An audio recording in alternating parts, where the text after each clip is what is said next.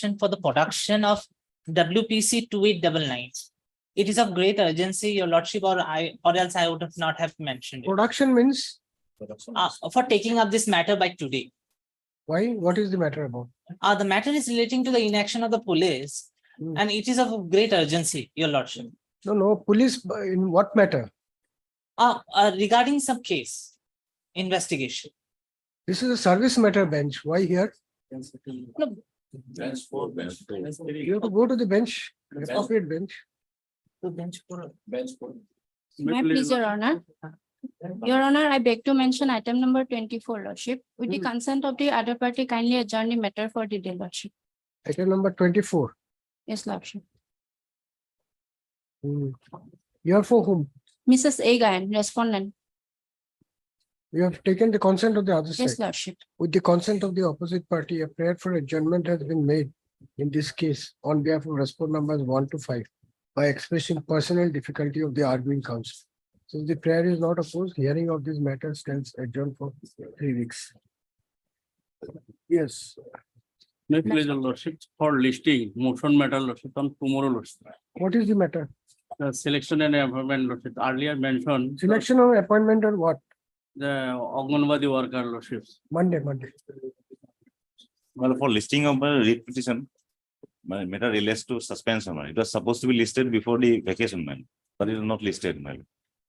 Wednesday, Wednesday, Monday, man, if possible. Wednesday, Monday not Pleasure. possible. May it please, my lord.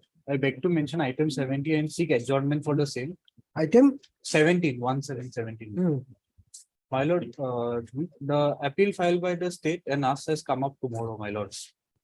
Sorry? Has come tomorrow, my lord. The appeal filed by the state Hmm. department and us has come up tomorrow, my lord, on site. Appeal filed by the state in which matter? In this matter only, my lord. Pertaining to item 17, Item 17 is a writ petition. my lord. Then how will state file an appeal in the writ petition? My lord, appeal has been filed against a connected writ petition in this case. My lord, What is this saying? My lord, let me clarify. My lord, in this writ petition, they have come up for execution of some high court's order, my lord. That order we have challenged in the writ appeal. Yesterday, that matter was heard, and tomorrow it is fixed for final disposal. On the prayer of learned counsel for the petitioner, this matter stands, admission hearing of this matter stands adjourned for 2 weeks. highly object. May I please, my lord? With the consent of the other side, I beg to mention item number 27, my lord. Due to some personal difficulties, my lord, the matter may be adjourned today. On behalf of the respondent, my lord. On the prayer of learned counsel for the respondent number, My lord, respondent number 2.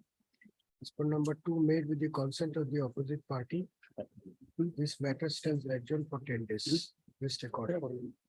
Much obliged, my lord. May I please? My lord, I beg to mention item number 11, my lord. Can it be taken in next week, my lord? Can it? On the prayer of Mr. J. Pang, learned counsel for the petitioner, this matter stands adjourned for a week, list accordingly. Obliged. My lord, release of family pension, my lord. It was filed in the year 2021, recently heard on 14/6. It has to be listed after 2 weeks, my lord. So matter may come in the next week, my lord. 31st July, yes. Obliged. Your lordship, I'd like to mention one case for listing. So it's an urgent matter, kindly list that matter. What is the urgency? It's a WPC case 5948. Rejected. Yes. Yes, lordship. Lordship, I beg to mention one listing for withdrawal. When do you want it? Case number WBC 3509. When do you want it? My lord, When do you want it?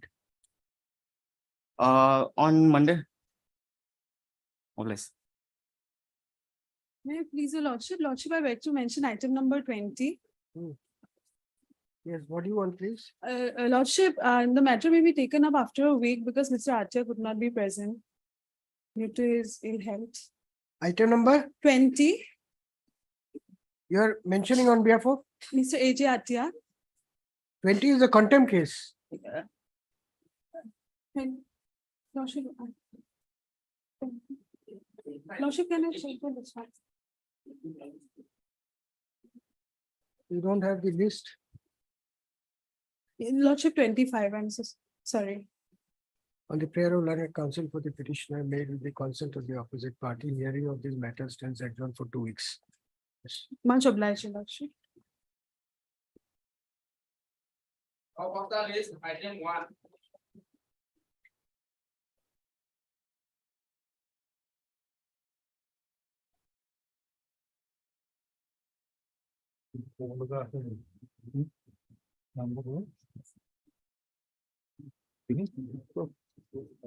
May please. Yes. Lord, I am challenging an order whereby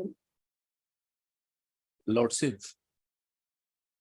Lordship, what is my limitation is that, Lordship, I received the file tomorrow itself, tomorrow evening itself, Lordship. Tomorrow, no, yesterday. Yesterday, yeah, sorry, yesterday, Lordship.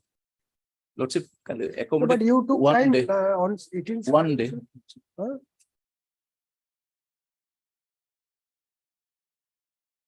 One day will not be possible, 10 days. So next, next. Not Mr. S. Kotaki, learned counsel for the writ petitioner, Mr. J.K. Goswami, learned standing counsel Apex Bank, this Apex Bank Apex Bank, Lordship. Limited submits that the case records have been handed over to him only yesterday, and therefore a week's time is required to go through the same, come up, prepare and argue the matter.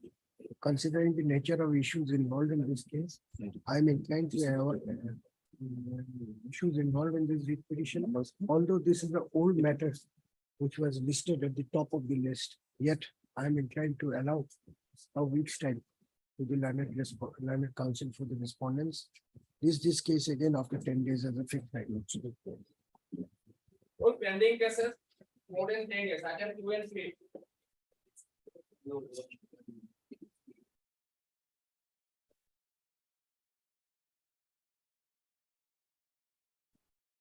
Item 2 and 3.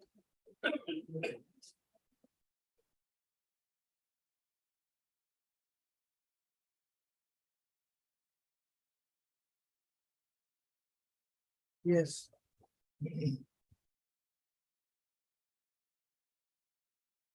Yes. Who is appearing in this case? Mr. T.C. Sutia is on the way. Let him be on the way. I'm closing the matter now. You can't ask the judge to wait. Your lordship. That much of courtesy, I think. No, I'm just informing your lordship. So anyway, anything else you want to argue?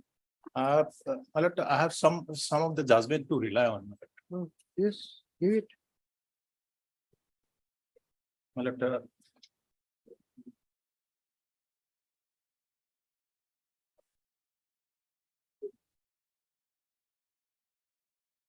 and some gist of was also written, my lord.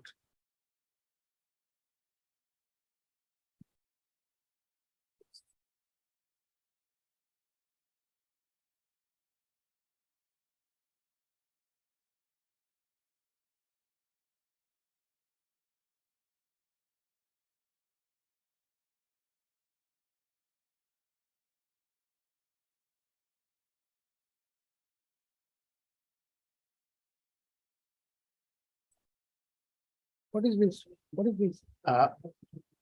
Lordship.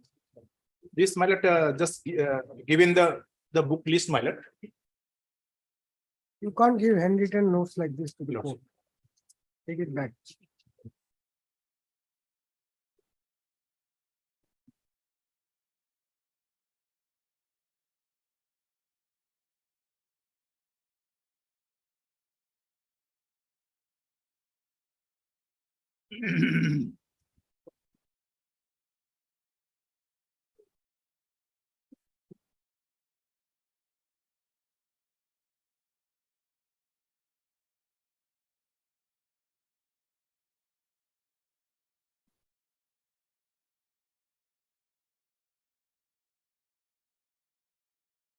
Para 4 and 5.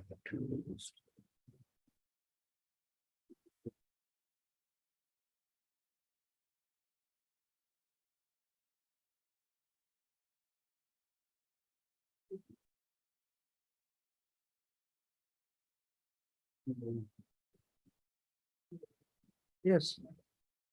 Para 4 and 5, my lord. There are 4 and 5 of. Of this Manupatra GS, my lord, 2000-02-296, 2014, writ appeal number 258 of 2014, my lord. Para Yes. 14, my lord, first, I will read out the para 3, my lord. With the change in the establishment, an objection was raised that in view of the ruling of the Supreme Court in access so-and-so, KBN so-and-so 9, it is held that the paper publication was also required to be given. Since paper publication was not issued, selection respondent number 1 and 2 are satisfied. The said respondent file a repetition. The learned single judge has found that as per the rules, only sponsorship from employment exchange and publication of notice in the office premises are the only permissible mode for advertisement, and held that there is no illegality in the method of selection of process. Hence allowed the repetition. Being aggrieved, the state has filed this appeal. The Supreme Court in para 3 of its decision in Pondicherry Khadi and Village Industries Port Central, the para 3 mallet, the government of India had issued office memorandum dated 18/5/1998, wherein after referring to the principles laid down by this court in access department, access superintendent Malkapatnam, Krishna district, so 1996 SCC 216, recognizes the recruitment through employment exchanges as the principal mode of recruitment. It was directed that all vacancies arising under the institutions and statutory organizations, irrespective of the nature and duration, be filled up through the employment exchange alone. Nature, duration, so and so are not only to be notified, but also to be filled up through an employment exchange alone. Other permissible sources to recruitment were to be tapped only if the employment exchange concerned issued a non-availability certificate. There can be no departure from this recruitment procedure unless a different arrangement in this regard has been previously agreed to in consultation with the department and the Ministry of Labor, so and so. Similar instructions are also in force requiring vacancies against post carrying a basic salary of less than so and so. Now 5, my lord. The ratio laid down clearly discloses that the rules provided that vacancies to be filled up only from the sponsorship of the names from the employment exchange alone. In the said context, the Supreme Court held that if employment exchange concern issues a non-availability certificate, then only the question paper publication would arise. And it is not necessary that in all cases there should be simultaneous paper publication. The state government appears to be busier. The other 42 persons also have been selected only from the sponsorship of the employment exchange, have been appointed, and to deny the benefit of the respondent 1 and 2 goes against the spirit of equity and law. In view of the decision, Supreme Court and so and so exit rules, the selection process is not vitiated by any illegality. Therefore, there is no merit in the appeal. According to the appeal is dismissed. And this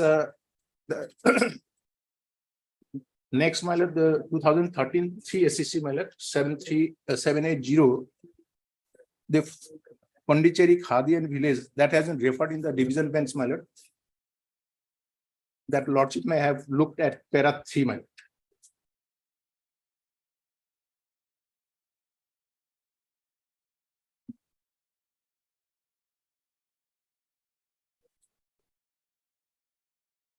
Para 3, my lord, very good. Yes. The government of India had issued a office memorandum wherein after referring to the principles laid down by this court in access superintendent versus KBN so and so through the employment exchange as the principal mode of recruitment, it was directed that all vacancies arising under the central government offices establishment, including quasi-government institutions and statutory organizations, irrespective of the nature and duration, other than those filled through UPSC, are not only to be notified, but also to be filled through employment exchange alone. Other permissible sources of recruitment were to be tapped only if the employment exchange concerned issued a non-availability certificate. There can be no departure from the recruitment procedure unless a different arrangement in this regard has been previously agreed to in the consultation with the department and the Ministry of Labor, so and so. Similar instructions are also in force requiring vacancies against post carrying a basic salary less than ₹5 so and so. Now, lordship will come to the serial number 3, my lord.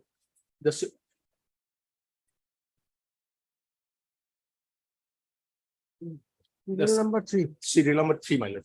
Hmm. The flag serial number 3, my lord. This is Uma Devi's case, my lord. Full bench, my lord. Para 6. What has Umadevi got to do with this? My lord, here only on the, if the rules is framed under Article 309.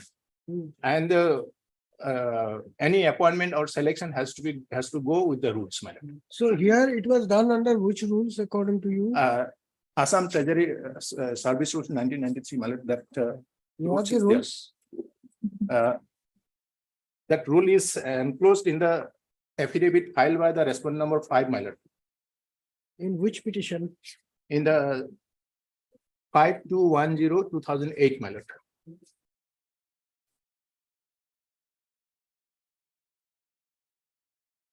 Page 23, my lord.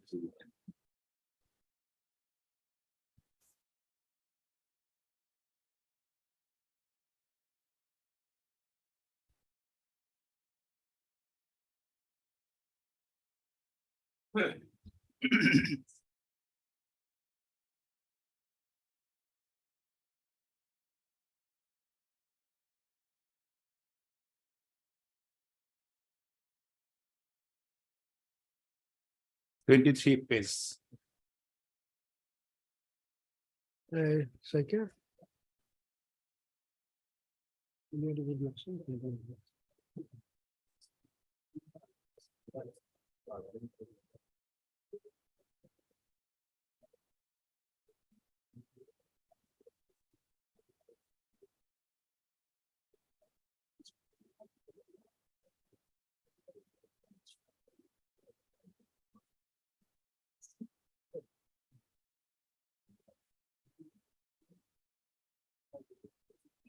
Affidavit, you saw?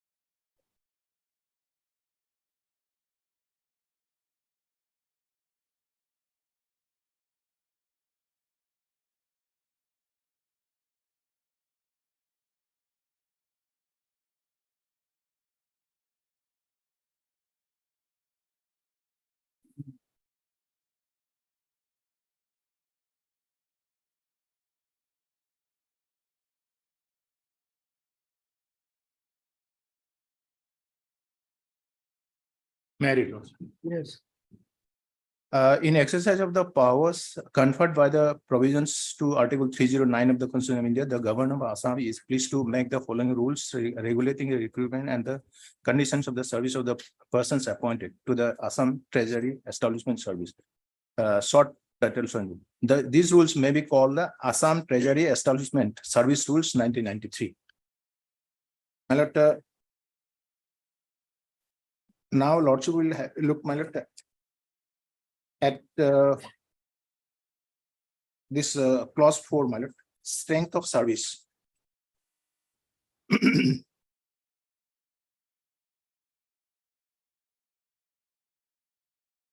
The strength of each cadre in a group of the service shall be such as determined by the government from time to time. The strength of the cadres of the service up to on the date of commencement of these rules shall be as in Schedule 1. Provided that the government may hold in abeyance any post as and when considered necessary. Method of recruitment. Recruitment to the service shall be made in the manner prescribed hereinafter. Promotion to the cadre so-and-so, superintendent accountant. Now, second is recruitment to the cadre of junior accounts assistant shall be made by direct recruitment against 80% of the strength of the cadre in accordance with the Rule 6, and by promotion against 20%. provided that any shortfall of this reservation due to non-availability of adequate number of suitable candidate in a particular year or years shall be carried forward to the subsequent years. Now, Lordship will find at clause 6, direct recruitment. Direct recruitment to the post of grade 3-4, junior accounts assistant, lower division assistant, and grade 4 shall be made on the basis of recommendation made by the board constituted under Rule 13 in accordance with the procedure, my lord. The selection board, my lord. Hereinafter provides before the end of each year, the appointing authorities shall make an assessment regarding the likely number of vacancies to the fill up direct recruitment during the next year and shall intimate the same to the board together with the details about reservation for candidates belonging to scheduled caste, scheduled tribe as provided under Rule 15 and about carry forward of such reservation. B, the appointing authority shall simultaneously request the board to recommend a list of candidates for direct recruitment in the order of preference. C, the board shall make a selection on the basis of competitive examination as per the syllabus appended at Schedule 2A or Schedule 2B, as the case may be, in accordance with the scheme of selection prescribed by the government. The board shall undertake scrutiny of certificate and documents and whole interview of 50 marks as provided in the Schedule 2A or. Yes, I've seen it. So does it mention about advertisement or employment exchange? Lordship, it has not been said about the paper publication. It has not been said about the paper publication. On the board, the selection committee has to be constituted, selection board, and the selection board will recommend the persons.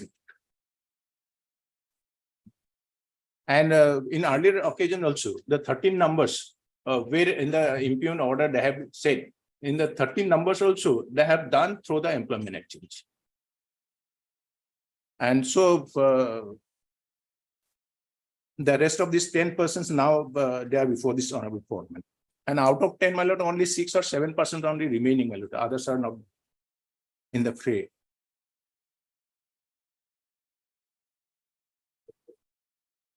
This is qualification, so and so, my lord. Now, my lord, 13, clause 13, my lord. May I read, lord, clause 13. Selection board. The board as referred to in rules 6 and 12 shall consist of following chairman, the deputy commissioner of the district. All right. How are these relevant, Mr. Shetty? Lordship. Why are you reading all these things? My lord, since nothing has been stated that there should be a paper publication, my lord. Only. So what has that got to do with constitution of the board? Lordship. What has that got to do with constitution of the board? Constitutional board, my lord. All right, next point. What is the next point? Now,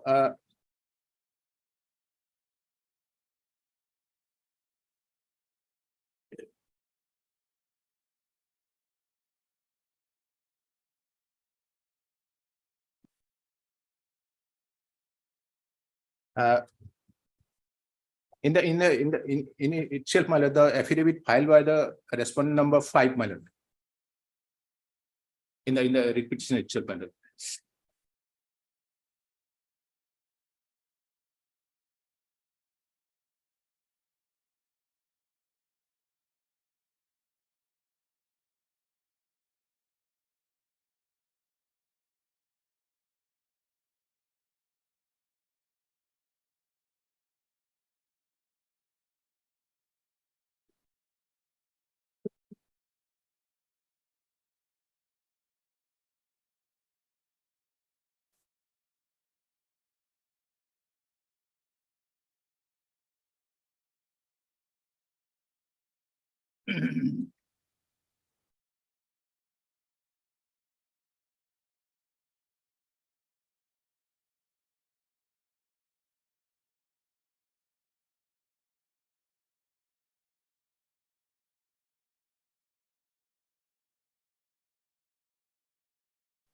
In the The Lordship has got it, got it, my lord. Respondent number 5 affidavit, my lord. Yes. It.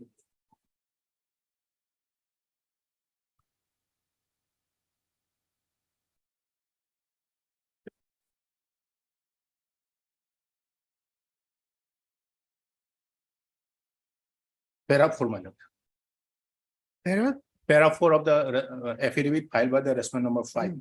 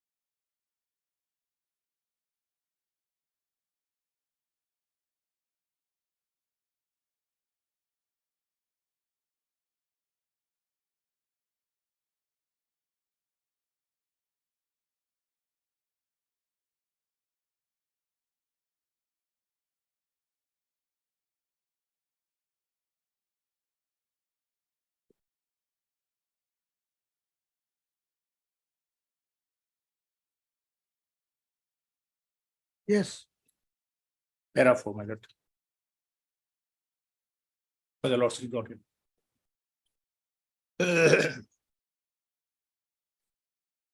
Yes, yes. That as regards to the statement made. in Yes, I've read para 4. Lordship. What else? Affidavit filed by the respondent number 5, my lord. At para 4, it has been stated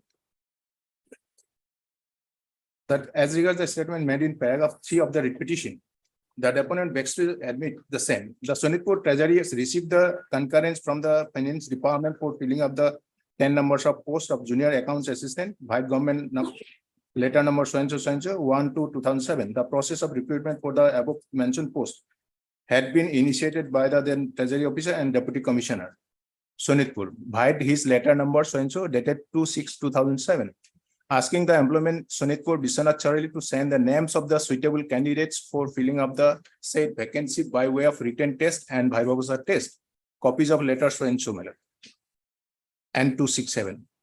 That as regards the statement made in 4 of the repetition, the deponent begs to admit the same. Further, it may be stated that the employment exchanges Vice District Employment Exchange, Tezpur, Sonitpur and Biswanath Charali Employment Exchange forwarded the names of 258 numbers of candidates against 10 numbers of vacancies by their names dated so and so.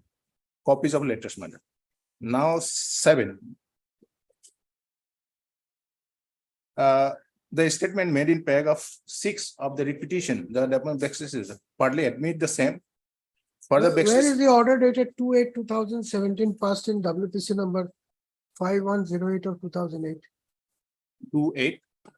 2/8/2017, page 3 of your written note.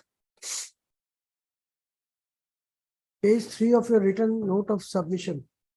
Page 3 of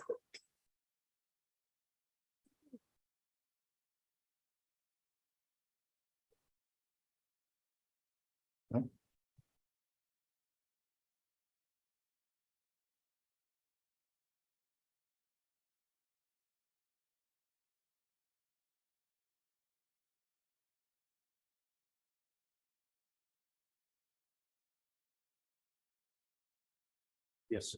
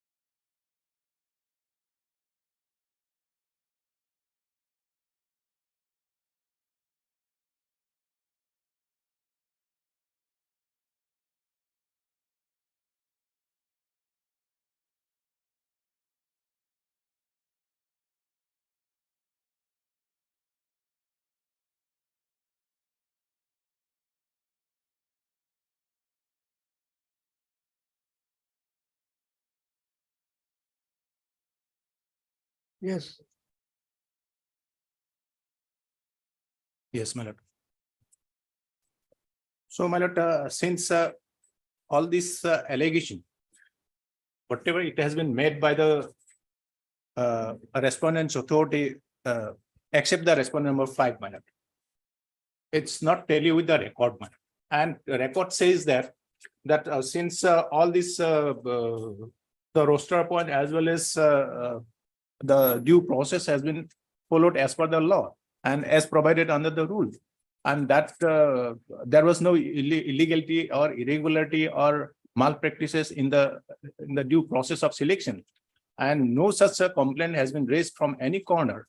And simply because, my lord, this impugn order has been passed at the dictation of the minister, that cannot be accepted, my lord. Since this honorable court, apex court, also held that if the minister dictates the commissioners without beyond the statute, my lord, it cannot be approved. It cannot be taken into consideration, and it is bad in law. It says, my lord, in 2014 SCC. And accordingly, my lord, Which one? If you want to rely on a judgment, show it. Lordship. Now, I'm relying, my lord, some of the judgment very pertinent, my lord, in this case, my lord. I'm seriously relying, my lord. This now, the 4, my lord.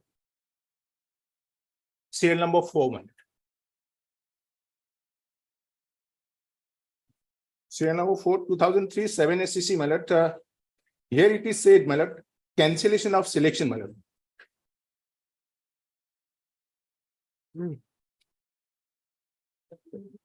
Stating to be irregularities or illegalities, and there is no justification to deny the appointment to those selected candidates whose selection was not vitiated in any manner, my lord. Lordship will find and decision cancelling selection in their entirety was rightly held to be irrational by the High Court. That para 6 and 7, my lord.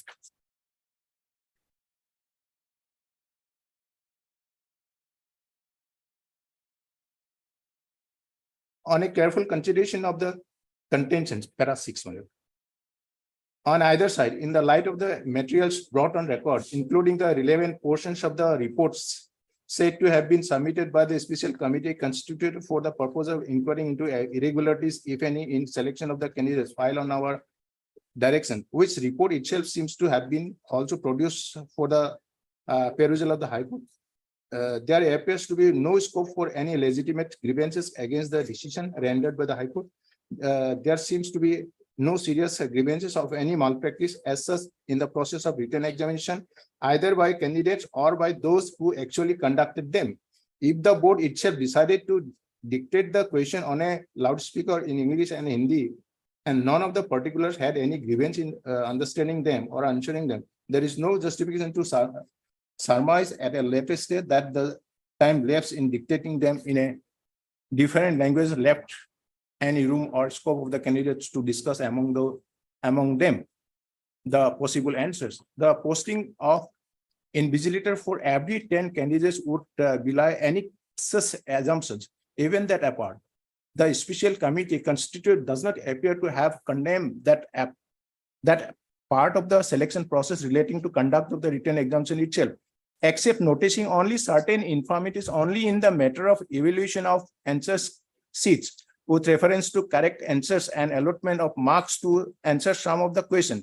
In addition, thereto, it appears that the special committee has extensively scrutinized and reviewed the situation by re-evaluating the answer sheets of all 134 successful as well as 184 unsuccessful candidates, and ultimately found that except 31 candidates found to have been declared successful though they were not really entitled to be so declared successful and selected for appointment, there was no infirmity whatsoever in the selection of the other successful candidate than 31 identified by the special committee. In the light of the above, and in the absence of any specific or categorical findings supported by any concrete and relevant materials that which participate infirmities of an all-pervasive nature, which could be really said to have undermined the very process itself in its entirety or as a whole, and if was impossible to weed out the beneficiaries of one or other irregularities or illegalities, if any. There was hardly any justification in law to deny appointment to the other selected candidates whose selection were not found to be in any manner vitiated or any one or other reasons. Applying an arbitrarily rigid and arbitrary standard to cancel the entirety of the selection despite the firm and positive information that except 31 of selected candidates, no infirmity could be found with reference to others is nothing but total disregard to the relevance and allowing to be carried away by relevancies, giving a complete go by to contextual consideration throwing to the winds the principle of proportionality in going further than that was strictly and reasonably to meet the situation. In short, the competent authority completely misdirected itself in taking such an extreme and unreasonable decision of cancelling the entire selection, wholly unwarranted and unnecessary, even on the factual situation found to, and totally in excess of the nature and gravity of what was at stake, thereby virtually rendering such decision to be irrational. For all the reasons stated, we could not find any infirmity whatsoever the judgment passed by the High Court, which adopted a paramedical pragmatic. And accordingly, my lord, it was considered by the Lordship will it was considered by the Honorable Supreme Court that the whatever decision was taken by the High Court regarding segregation of some infirmities of 31 candidates and other candidates, so that it cannot be wasted out the selection process. Now, Lordship will find the serial number 5.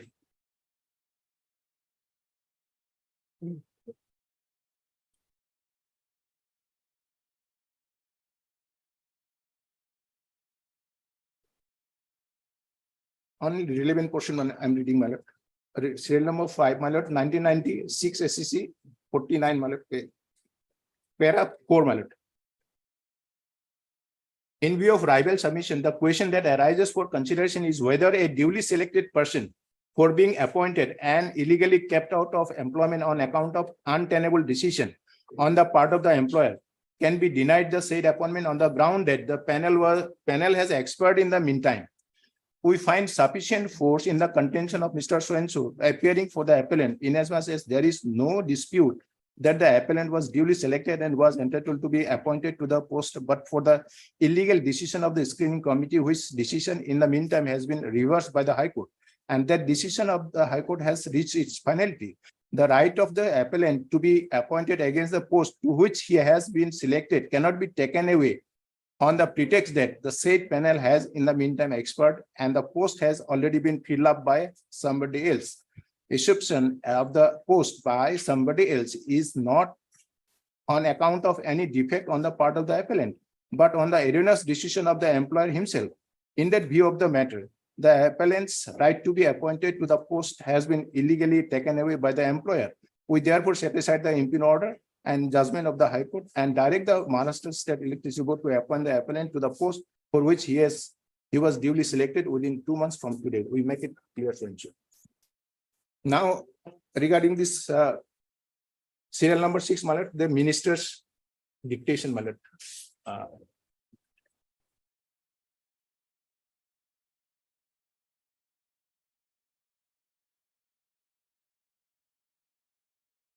Yes. 2014 3 SCC 502, Malad. The relevant portion, Malad, 70, Malad. Para 70, Malad.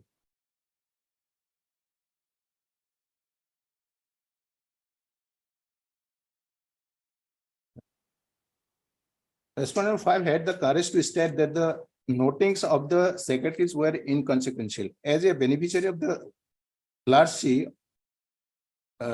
share of the government, as respondent number 5 could say that, but it is not possible for us to accept the same. In so and so, what is observed by this court is relevant for our purpose. In the system of Indian democratic governments, as contemplated by the Constitution, senior officers occupying key positions which has such as secretaries are not supposed to mortgage their own discretion, volition, and decision-making authority and be prepared to give way or being pushed back or pressed ahead at the behest of the politicians for carrying out commands having no sanctity in law. A higher civil servant normally has had a varied experience, and the ministers ought not to treat his opinion with scant respect. If the ministers want to take a different view, there must be compelling reasons, and same must be reflected on record. In the present case, the secretaries had given advice in accordance with the statute, and yet the minister has given a direction to act contrary thereto and permitted the said, which is clearly in breach of the statute. And in para 72, it has also said in the last part, my lord, para 72 in the last part, my lord.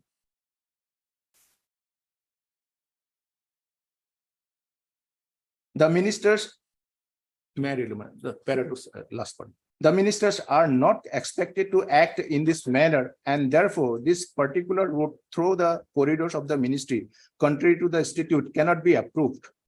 The present case is clearly one of the dereliction of his duties by the collector and dictation by the minister, showing nothing but arrogance of power.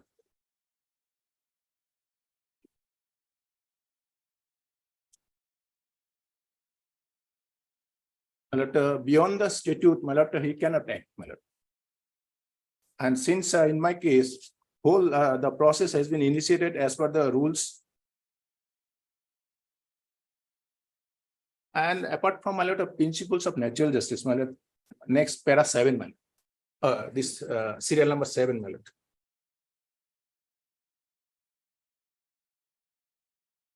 Para 30, my lord. 2003 9 SCC 731.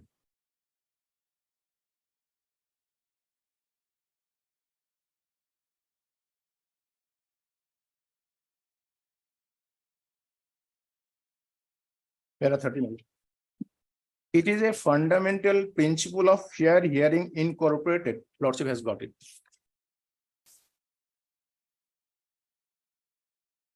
Para 30.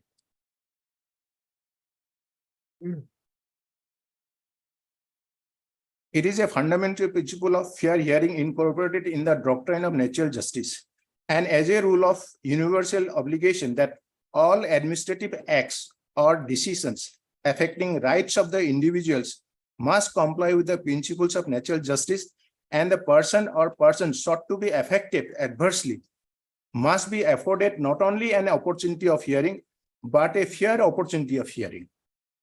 The state must act fairly, just the same as anyone else legitimately expected to do, and where the state action fails to satisfy a test, it is liable to be struck down by the courts in exercise of their judicial review jurisdiction.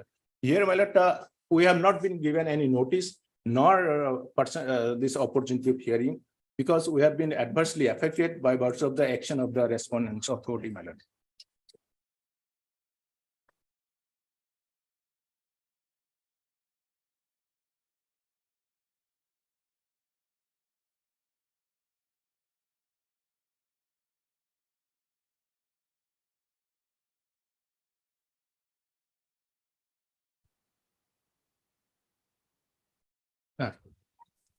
Yes. Then serial number 8, my lord, 2004, 2 SCC 447, my lord. Para 10, my lord.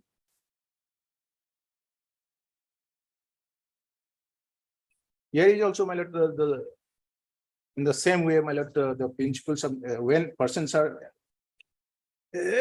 adversely affected, my lord, the notice should be given, my lord. Even if 10 para, even if a statute is silent and there are no positive words in the act or the rules made therein, there could be nothing wrong in spelling out the need to hear the parties whose rights and interests are likely to be affected by the orders that may be passed, and making it a requirement to follow a fair procedure before taking a decision, unless statute provides otherwise. This is there, madam. Now,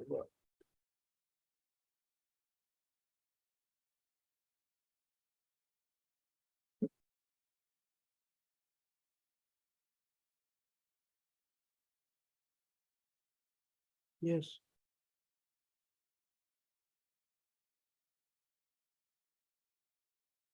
this is very important. Either the notice as well as to meet an opportunity of hearing. There's two facets. The 9 and 10 already I have supplied your lordships, but this is the copy of the earlier Supreme today it was provided, my lord, regarding validity of select list, my lord. This 9 and 10, my lord. 9 is Honorable Supreme Court's judgment, my lord, and 10 is our High Court judgment, my lord. That on that particular day we read it, my lord. During the pendency, this pendency of the repetition, my lord, the select list was expired. And accordingly, the Honorable Court said that no, he is entitled to the complete relief.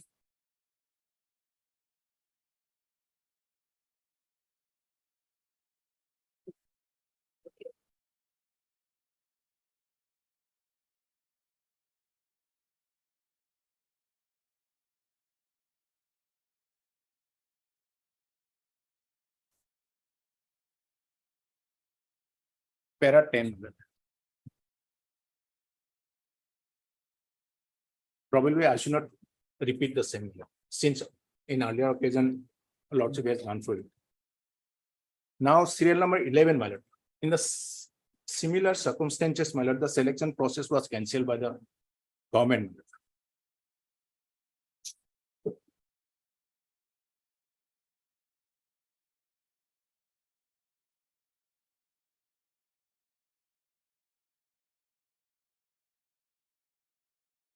My lord, here is also, my lord, para 13, my lord, it has been said, the allegation was made, my lord, coming para 13, my lord. This is 2015 to GLT 1055. Para 13. Coming to the first ground on the face of it,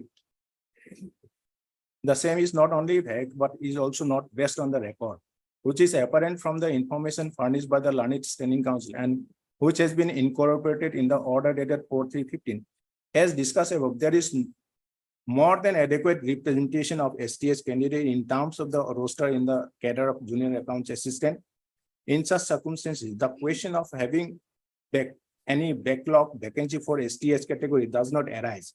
In fact, no complaint or objection was raised by anybody complaining of ignoring the roster point meant for STS candidate. My lord, then the other factors are there. My lord, para 18, my lord.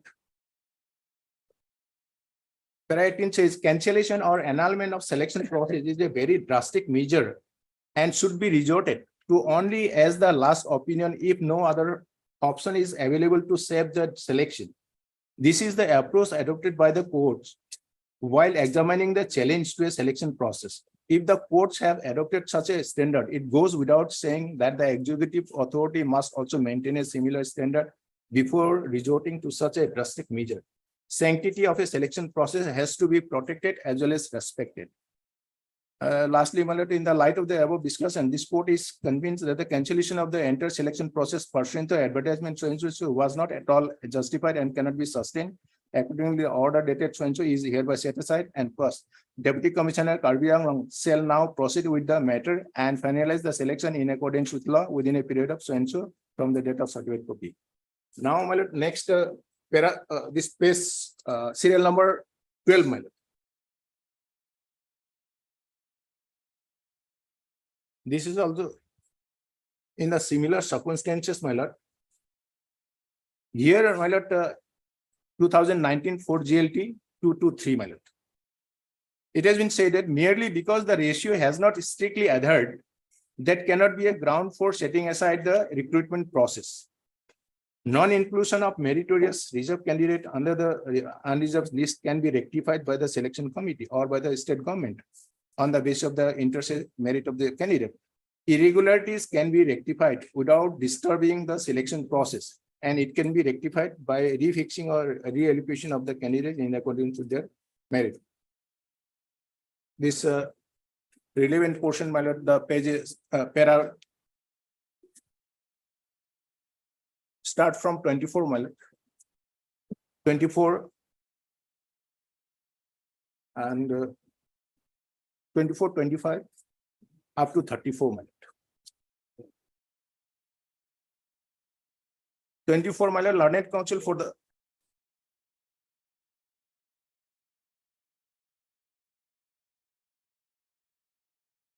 Yes. lastly, my lord, learned senior counsel for the petitioner, on the other hand, has submitted on the strength of decision of the Honorable Supreme Court in Union Sancho 2003-7 that the authority ought not to take the extreme decision of cancelling the entire selection only on the ground of certain irregularities unless such irregularity vitiates the entire process. Similarly, reliance was placed on the decision of the Honorable Supreme Court in Jugeshwar Sancho 2014-6 SCC, in which it was held that where it is possible to separate the tainted cases from the non-tainted cases, for which all endeavors should be made by the authorities as well as the court before resorting to the extreme step of the cancelling of the entire selection process. It has been submitted that if it is so possible to separate, there is no need to interfere with the entire selection. In the present case, it has been submitted that by the learned circumstances, no allegation of any corrupt practice or unfair means adopted by the petitioners and the aforesaid irregularities which have been pointed out in the note made by the principal chief conservator of forest, on the basis of which the state government took the decision to cancel the select list, can be rectified without interfering with the selection on merit of the candidate. This court finds force in the submission advanced by the learned senior counsel for the petitioner. As mentioned above, the authorities have not pointed out or made any allegation of any wrongdoing or unfair practice or fraudulent activity committed by any of the candidates, and as such, it cannot be said that the selection process was vitiated by malpractice. As regards the irregularity in the overt representation and the representation of the district, as mentioned above, that itself is not indicative of wrongdoing. 28. Therefore, in absence of any concrete or credible materials to show commission of any malpractice or fraudulent activities, the said ground cannot be a foundation for invalidating the select list. There could be various reasons for non-representation of some of the districts or over 29.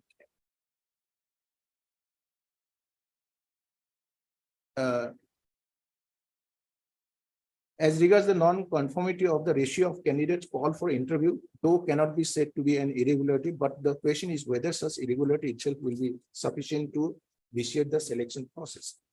It may mention that adhering to certain ratio for calling of candidate for interview is to ensure equitable opportunity to the candidate for assessment and so that deserving candidates are not unduly deprived of. In the present case, it has been noted that variation in the ratio is not substantial to be considered unreasonable. Hence, merely because the ratio has not strictly adhered, that cannot be a ground for setting aside the recruitment process. Further, though the court has also noted that the ratio had not been consistently followed by the selection committee, in essence of any allegation of any corrupt practice or fraudulent activity, this court is of the view that mere non-adherence to a specific ratio ought not to be a ground to interfere with the entire selection process. As the allegation of including one man, this is not there. Accordingly, my lord, it was allowed the writ petitions and whatever the advertisement was made subsequently, my lord. Since in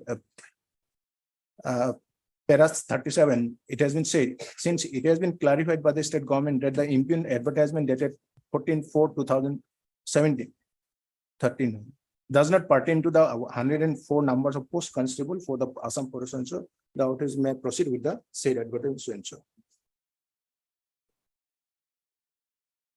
My lord, apart from that, my lord, lordship is aware, my lord, when the counter affidavit is filed by the respondents, my lord, and it has not been substantiated by the material on record, then enter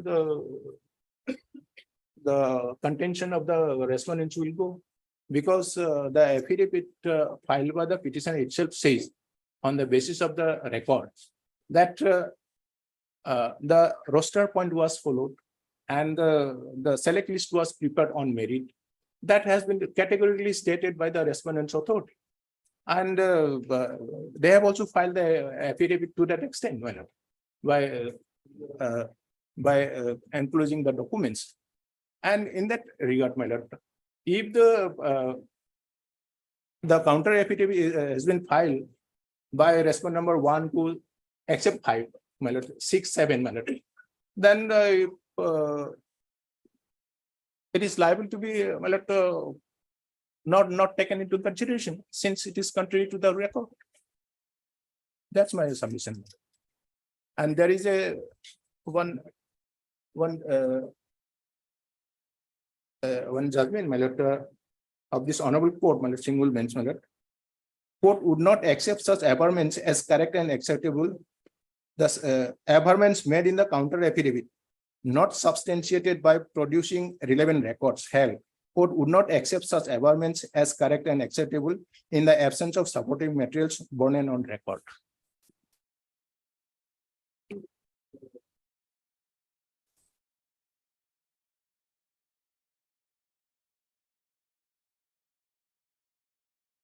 Yes. This Yes, is Mr. 2010 Secretary. to AGM 377. May I supply this one?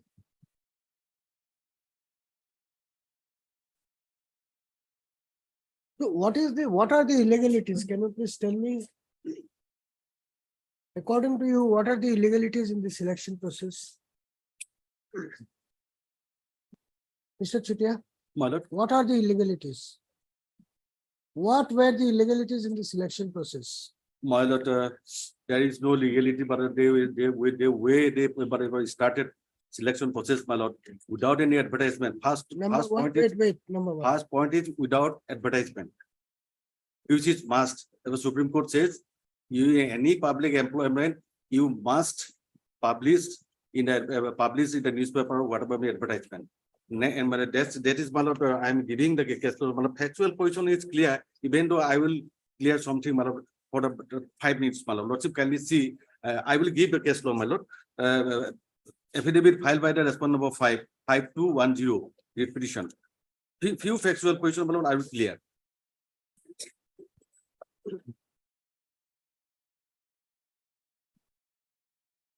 Yes. Lordship, kindly see affidavit paragraph 5.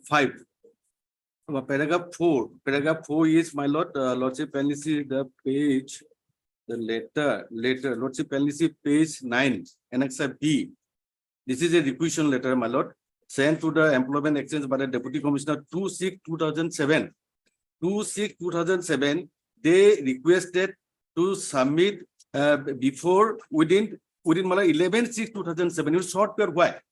My question is, you want to select some persons, you requisition some names of the candidates from the Employment Exchange. Why short date is necessary? Why short date has been given? First of all, 2/6/2007, they issued letter. Perhaps they received it the next day, and Employment Exchange is requested to submit within 11/6/2007. If there is no any nexus, if there is no any, my lord, favoritism, why this short time is given to the Employment Exchange to submit all these names of the Employment Exchange? And Lordship, kindly see next page. Next page, Lordship, see paragraph column number 8. Reservation SC, ST, Hills, physical handicap, nil.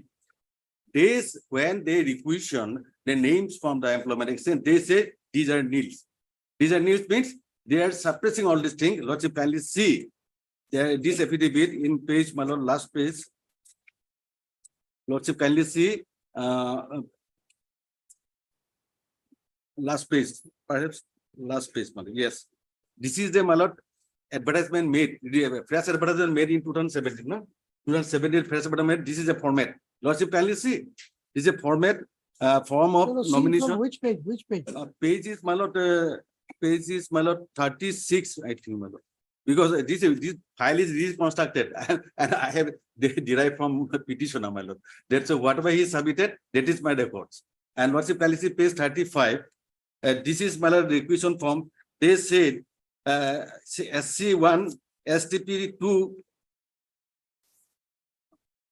You make your submission because in any case, these documents. are No, not this is anomalies. Regarding anomalies, I want to say, the requisition, they say there is no STP, STP, SC loaded. But when the fresh advertisement made, they say SC1, STP2, STH1, so and so is there. Is it not anomalies?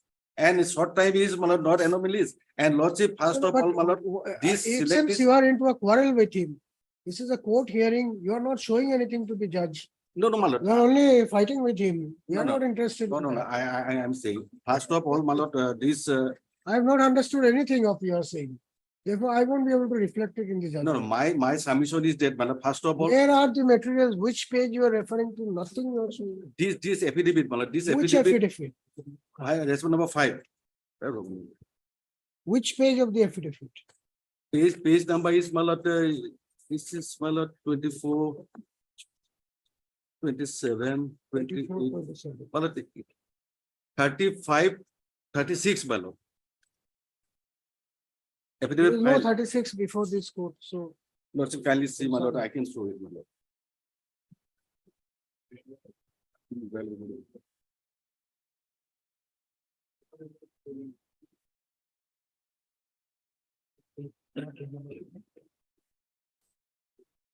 This is the ballot where they freshly ballot they have advertised. This is the requisition form. They showed it. Next page, my lordship, kindly see.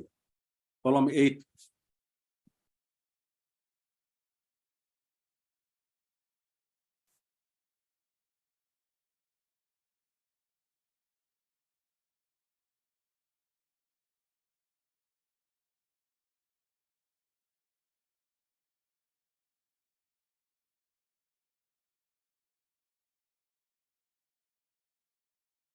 They say column 8, my lord.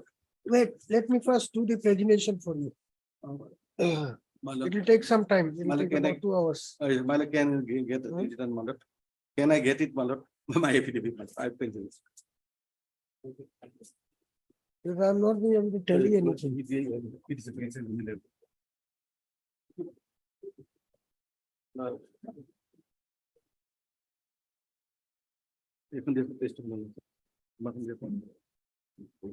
Paste of maybe a number. Good person. Yeah, 5, yes.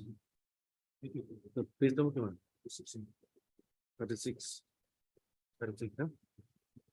Last page. 36, huh? Yes, 36 page, my lord. Page 36. 36. Hmm.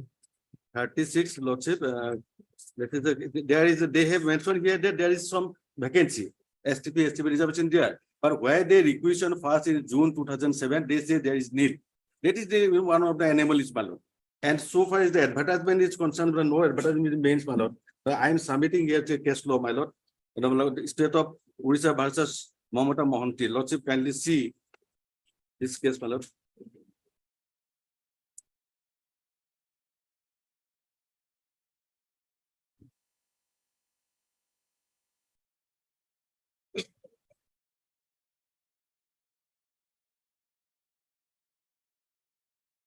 Para 17 below, lordship, kindly see. Para 17 below, lordship, appointment, employment without advertisement. At one times, the court had been view that calling the names from the employment exchange would come to certain extent in means of nepotism and corruption in public employment. But later on came to the conclusion that some appropriate method consistent with the requirements of Article 16 should be followed. In other words, there must be a notice published in the appropriate manner calling for application, and all those who apply in response thereto should be considered fairly. Even if the names of the candidates are requisitioned from employment exchange, in addition thereto, it is mandatory on the part of the employer to invite application from the eligible candidates from the open market by advertising their vacancies in newspapers, having a wide circulation, or by announcement of radio or television as calling the names from the employment exchange does not meet the requirement of the said articles. And paragraph 19. Therefore, it is settled legal proposition that no person can be appointed even on a temporary or ad hoc basis without inviting application from all eligible candidates. If any appointment is made by merely inviting names from the employment exchange or putting note on the notice board, etc., that will not meet the requirement of Articles 14 and 16 of the Constitution. Such a course violates the mandates of Articles 14 and 16 of the Constitution of India, as it deprives the candidates who are eligible for the post for being considered. A person employed in violation of this provision is not entitled to any relief, including salary. For a valid and legal appointment, mandatory compliance of the said constitutional requirement is to be fulfilled. The equally clause answering in Article 16 requests that every such appointment be made by an open advertisement as enable the eligible person to complete the on merit. That is the settled law by the Supreme Court says. And another ballot yesterday, my lord, one affidavit filed by some Tamuli. The affidavit filed by Tamuli in second case, my lord. They say only the ballot affidavit is basis on my lord note sheet. What note sheet is this, ballot? The Supreme Court says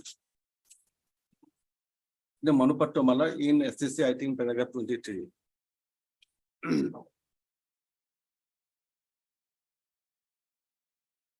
Paragraph 18, Lordship, in middle, I mark it, my lord. It is settled law that all executive actions of the government of India and the government of state are required to be taken in the name of the president or the governor of a state concerned, as the case may be. Article 77(1) and 166(1). Orders and order instruments made and executed in the name of the president or governor of the state, as the case may be, are required to be authenticated in the manner specified in the rules made by the president or the governor, as article so and so. In other words, unless an order is expressed in the name of president or the governor and is authenticated in the manner prescribed by the rules, the same cannot be treated as an order on behalf of the government. 19 paragraph. A noting record in the file is merely a noting simpliciter and nothing more. It merely represents expression of opinion by the particular individual. By no states of imagination, such noting can be treated as a decision of the government.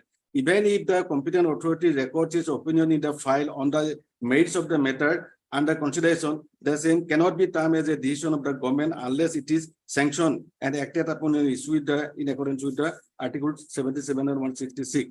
The noting in file or even a decision gets culminated into an order affecting right of the parties only when it is expressed the name of the president and the governor.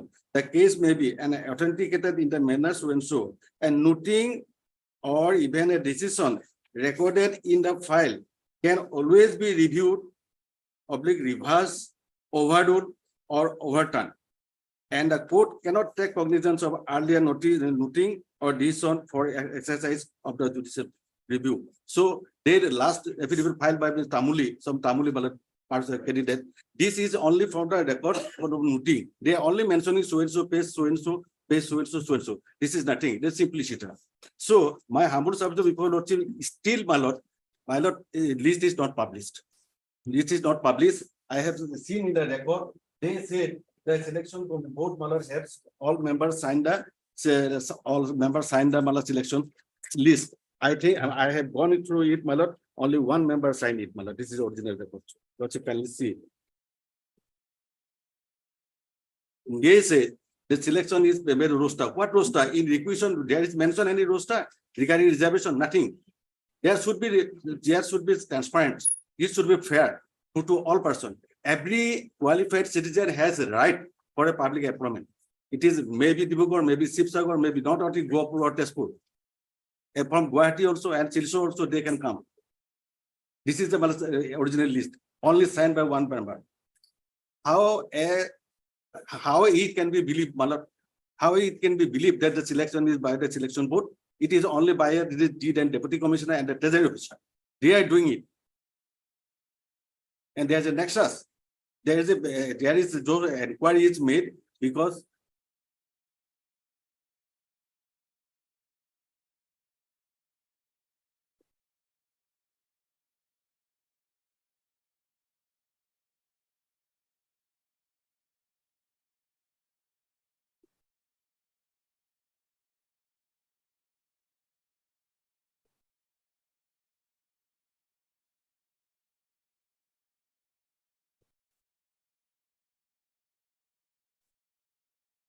So in that list which you are showing, there are STP, OBC. SC Maybe, candidates also. maybe there, my lord, maybe there. They may be flowing roster point, but when they make requisition, there is no, they mention about this, they say there is no post SC, ST and ST hills. The requisition and 26/2007. And now this is, they have selected this person. How this person has come? Whether employment exchange know it, that this person should be sent. Why they have sent it, my lord? So this person has got from others, ST, STP person, they then know, my lord, they apply. If had it been advertised, mentioning all these things, how many posts reserved for so and so, so and so, every person can participate in the selection process. It is a fair and transparent process. Now here is a, they may say, how in the repetition they have said that they have selected or they have selected this prepared. How they have got this information?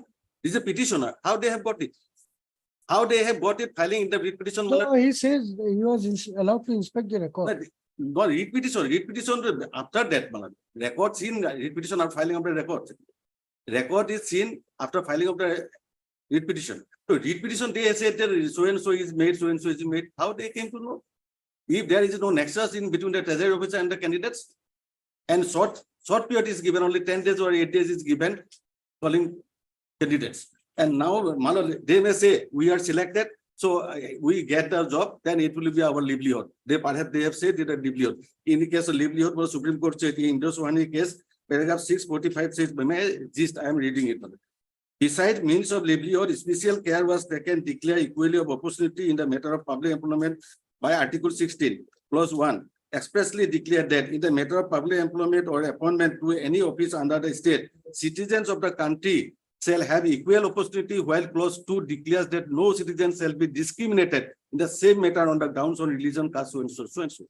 And Umar Devi case, it's a Umar Devi case, mentioned it, and paragraph 51, I am reading it on the gist. As things now stand, the acceptance of such a plea at the instance of the employees before us would lead to the consequence depriving the large number of other aspirants of the opportunity to complete their post of an employment, their right to employment. If it is a part of right to life, would stand denounced by the preparing those who have got in casually or those who come back backdoor, through backdoor.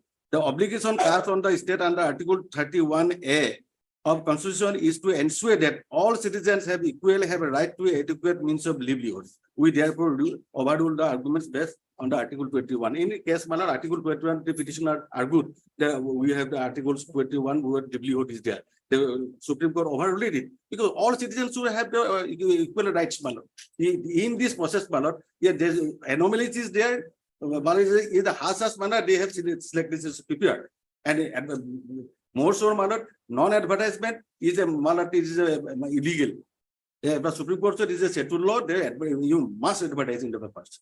1 or 2, whatever may be, you to advertise it. Without advertisement, you cannot appoint any person to any post.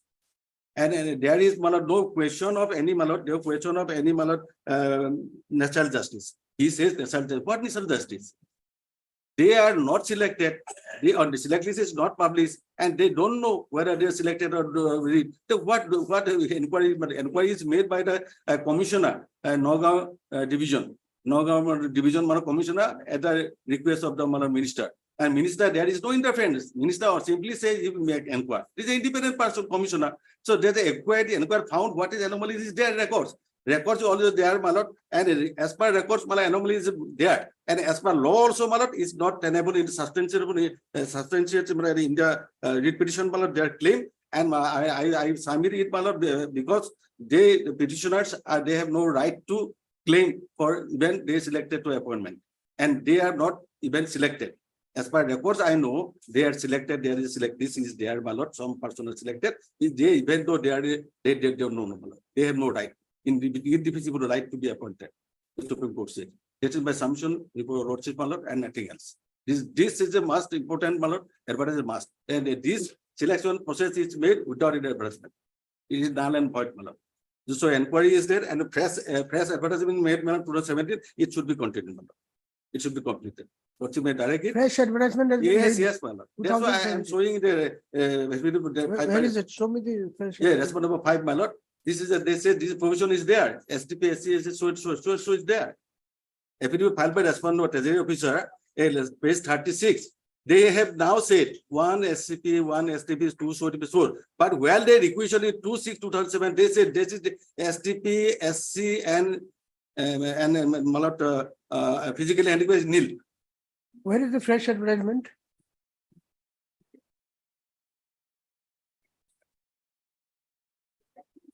Advertisement is, my lord, I think here. 36. Paragraph 36, my lord, page 36, affidavit file.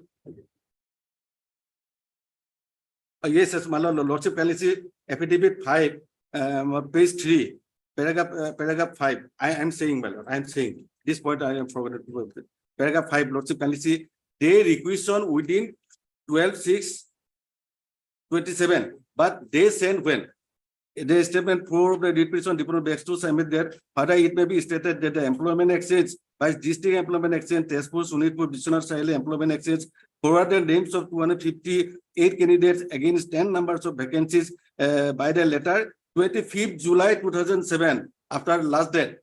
24/9/2007, 14/9/2007, 18/8/2007. After last date, can it be possible to accept? What was the last date?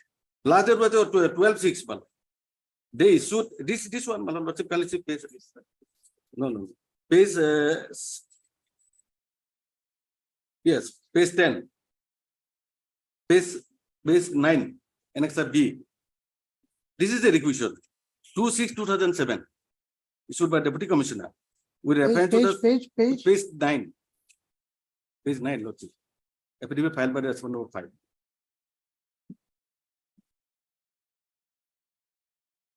Has your Lordship got it?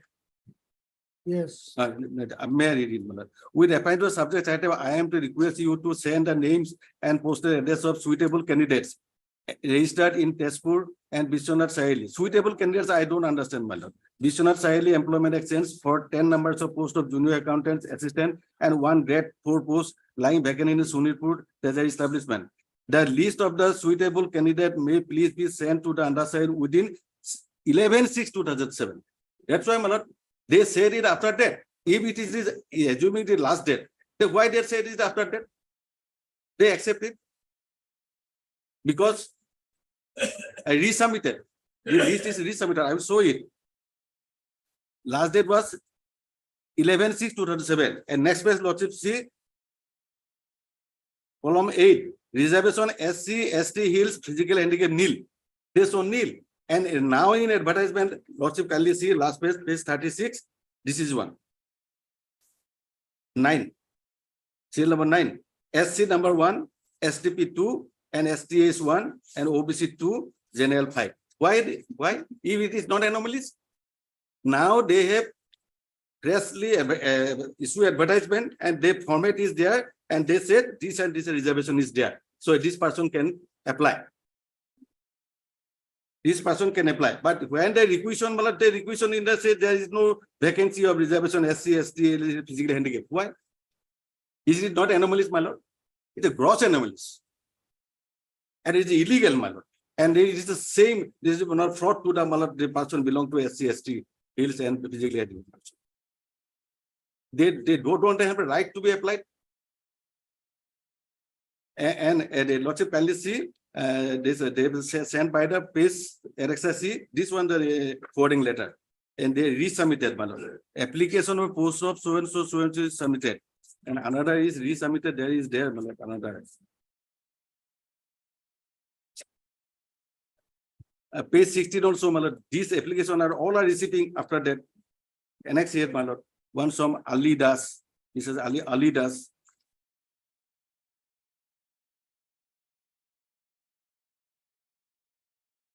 And 18 also Purabhi Tamuli.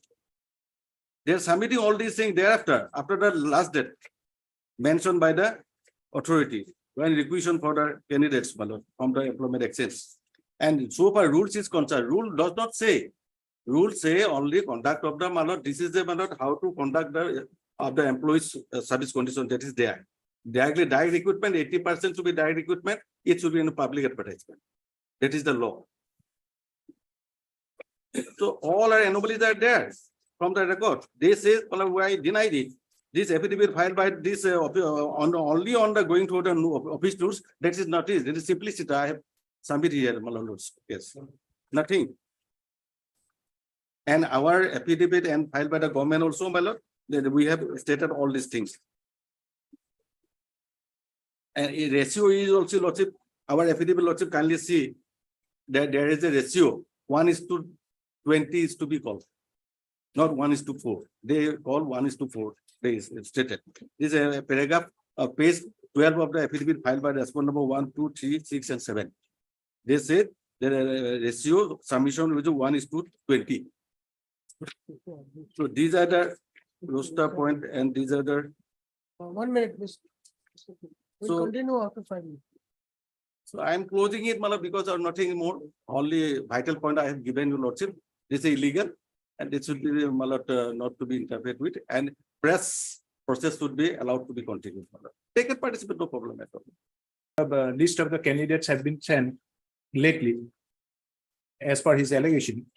But here lordship will find in the same affidavit of filed by the respondent number 5. In page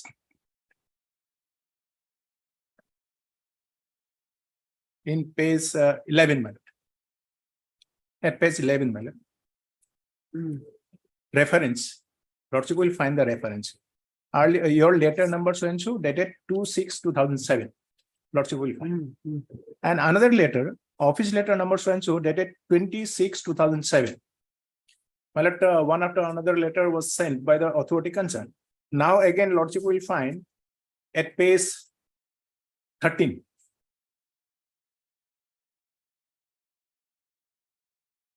Your letter number reference, madam. Your letter number so and so dated 26/07, and this office letter number so and so 12 June 2007. Now another reference will lordship have a look, my lord. That is at page 17, lordship, annexure M. Married. Yes, Page 17. yes, yes. The reference lordship. Your letter number so and so 2607, and this office letter number so and so 26/2007, and letter number so and so 25/7/2007. There had been communication, my lord, since within the time the list could not be sent, my lord. So there had been communication, and accordingly on the basis of the communication, the list was sent. Right? There is no at all. What do you have to say about the judgment in Mamta Mohanty's case, that all public recruitment should be only on the basis of. That part, my lord, in general, my lord, Mamta Mohanty case will be applicable. But where rule is silent, my lord, regarding publication of the paper publication, my lord, then the Honorable Supreme Court as well as our High Court also said that this is also the employment exchange also a moot to get the employment, my lord. And that has been, my lord, I have also some other decision, my lord, apart from that I could not bring today. One Buddhadev something case was there, my lord, in 2013 itself. And my case is also 13, my lord. He has shown the decision of 2011. And Puducherry, whatever I relied on the case, 2013 case, my lord, which the Honorable Division Bench has relied on the Supreme Court decisions, my lord, of 2013. And our High Court passed the order in 2014. Considering that since the rule did not provide for paper publication, and so the employment. Any decision that if the rules do not provide for paper publication, it is not necessary? My lord, since in other cases also I have seen, my lord, when rules did not say anything regarding paper publication, No, because in Mamta Mohanty, the Supreme Court has observed that calling names from employment exchange is not a proper. You see the. in general, that is different. My lord.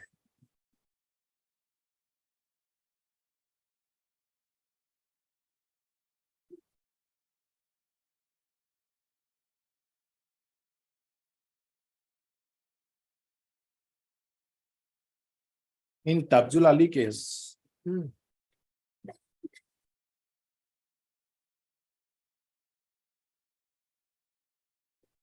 And what do you have to say on this? That even the minutes of the committee was signed by only one person. So there is no signed minutes. but when it was supposed to be signed, my lord, on the day, my lord, the deputy commissioner has been stopped, my lord, from doing, from taking any process, my lord. So that could not be done. So there is no list of candidates as such. No, my notes hasn't, but otherwise list has been prepared, my lord. And that part, lordship will find in the record itself. If your lordship go through the record, the every question answer lordship will find. And if my affidavit is found to be wrong beyond the office record, lordship will pass any order. All right. That record will say everything, my lord. And since whatever the ratio they are saying, my lord, regarding reservation, all these things, my lord, that part already the persons are in position, my lord. This reservation candidate, my lord, they are already in position, my lord, access position, my lord. So naturally, whatever they say, that cannot be, and it is contrary to the office record. All right, and last but not the least, Lordship. assuming that the court accepts your argument, Right. assuming, then also the court will give the option to the department to now take a decision whether they want to go ahead or go for a fresh. Go ahead with the earlier process, my lord, since this honorable court, single bench, my lord, in 2015 and 2017, which I have relied on, my lord. It has been also said that whatever the process was stopped, that process was cancelled, my lord. And it was not in 2015, the single bench said, the process was stopped, it was cancelled. Then the honorable single bench has said, no, the selection process cannot be stopped. It will go on, and accordingly, the result should be declared. And since, my lord, so far my information is concerned, my lord, the posts are lying vacant because of the stay order of this honorable court, and they are even eagerly waiting to fill up the post, my lord. And they are in the problem, my lord. We are arguing here, my lord, for this and that way, my lord, this is depending. But this officers, this office are suffering, my lord. And this part, my lord, I also know when I was there, my lord, in the chair. I can understand this problem is, my lord, somewhere because of the court's order this way, that way, my lord, this is somewhere this office will suffer, my lord. And we are arguing here before lordships. Sometimes for the sake of the office, my lord, sometimes, my lord, it is necessary, my lord, since there is no irregularity or illegality at all, my lord. And I cannot be anything else. If any regarding the ratio, if anything is there, my lord, that can be rectified, as it has been said. And for that, this selection cannot be worst of. That's all. All right. Heard Mr. B. Chatri, and counsel for the rate petitioner in both these rate petitions. Also heard Mr. Chatri, learned additional senior government advocate Assam appearing for the respondents. Arguments concluded, judgment reserved.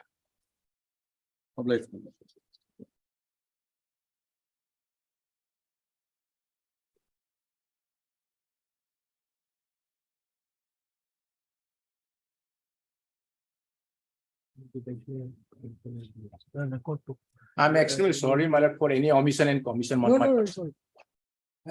Departmental records handed over by Mr. Chutia have been retained by the court master.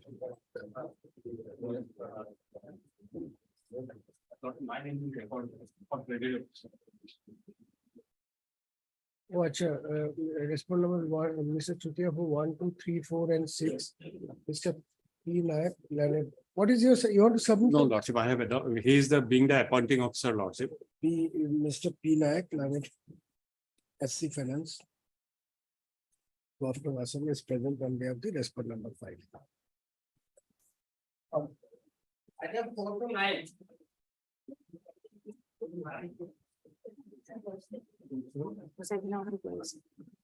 May it please your lordship. Lordship, item number 7, my lord, is a infrastructure matter. 7, because the petitioner have challenged the notification of Finance Department dated 12/6/2012, and this notification was upheld by this division bench of this honorable court in Upenda's case. So this matter became infrastructure. The man appears for the petitioner also. Last time your lordship passed order that amicus curiae should be appointed for rest of the petitioners. But the infrastructure. That matter, was my lord. 10/3/23. Just 1 minute.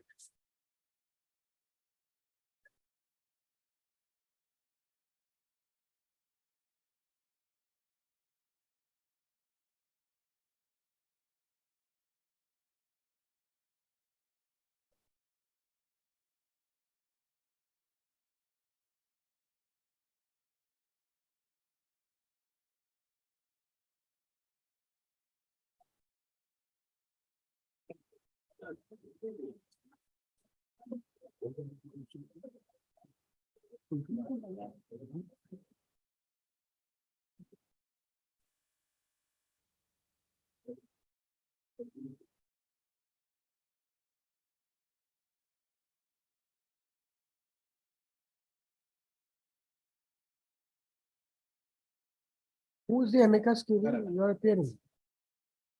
Oh, Mr. Datta, what are these matters about? These are the regularization of master workers. Can you come? Well, these 5 cases are with regard to regularization of master workers. Well, in fact, in 3 cases, they were already regularized, but then the respondents are saying that the regulation was improper by the executive engineer, therefore they were cancelled. In the other cases, they are seeking regularization in terms of various office memorandums. In fact, the latest being of 2013, that is of 27/6/2013. They were all appointed prior to 1493. Yes, they claim to be appointed prior to 1493.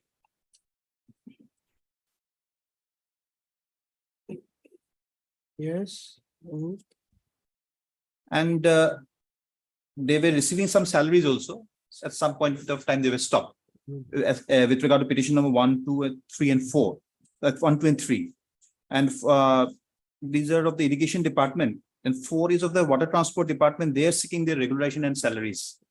And 5 is with regard to, again, she is also, that has been created, item number 9, that has been created for. They are all engaged in which works department? PWD? No. Petition number, that is item number 4, irrigation. 5 is also irrigation. Then we'll just verify that list. 4, 6, and 9 irrigation. And 1 is of the PWD. Which is PWD? 5.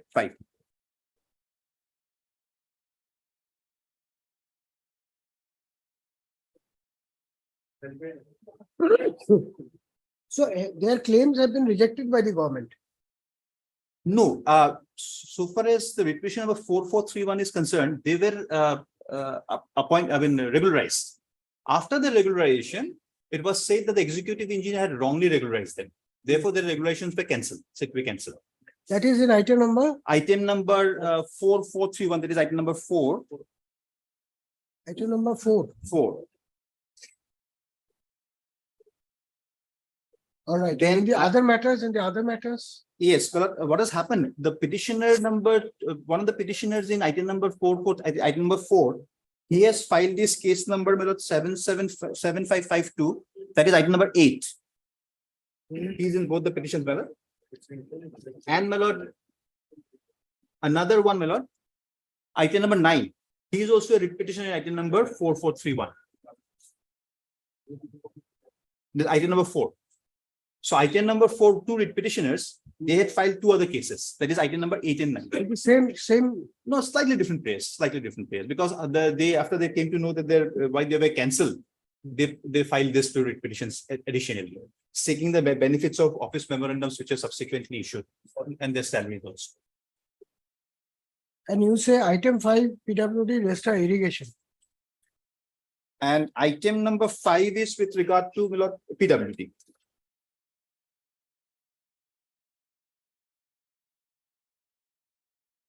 Item number 7 is with regard to Inland Water Transport Department.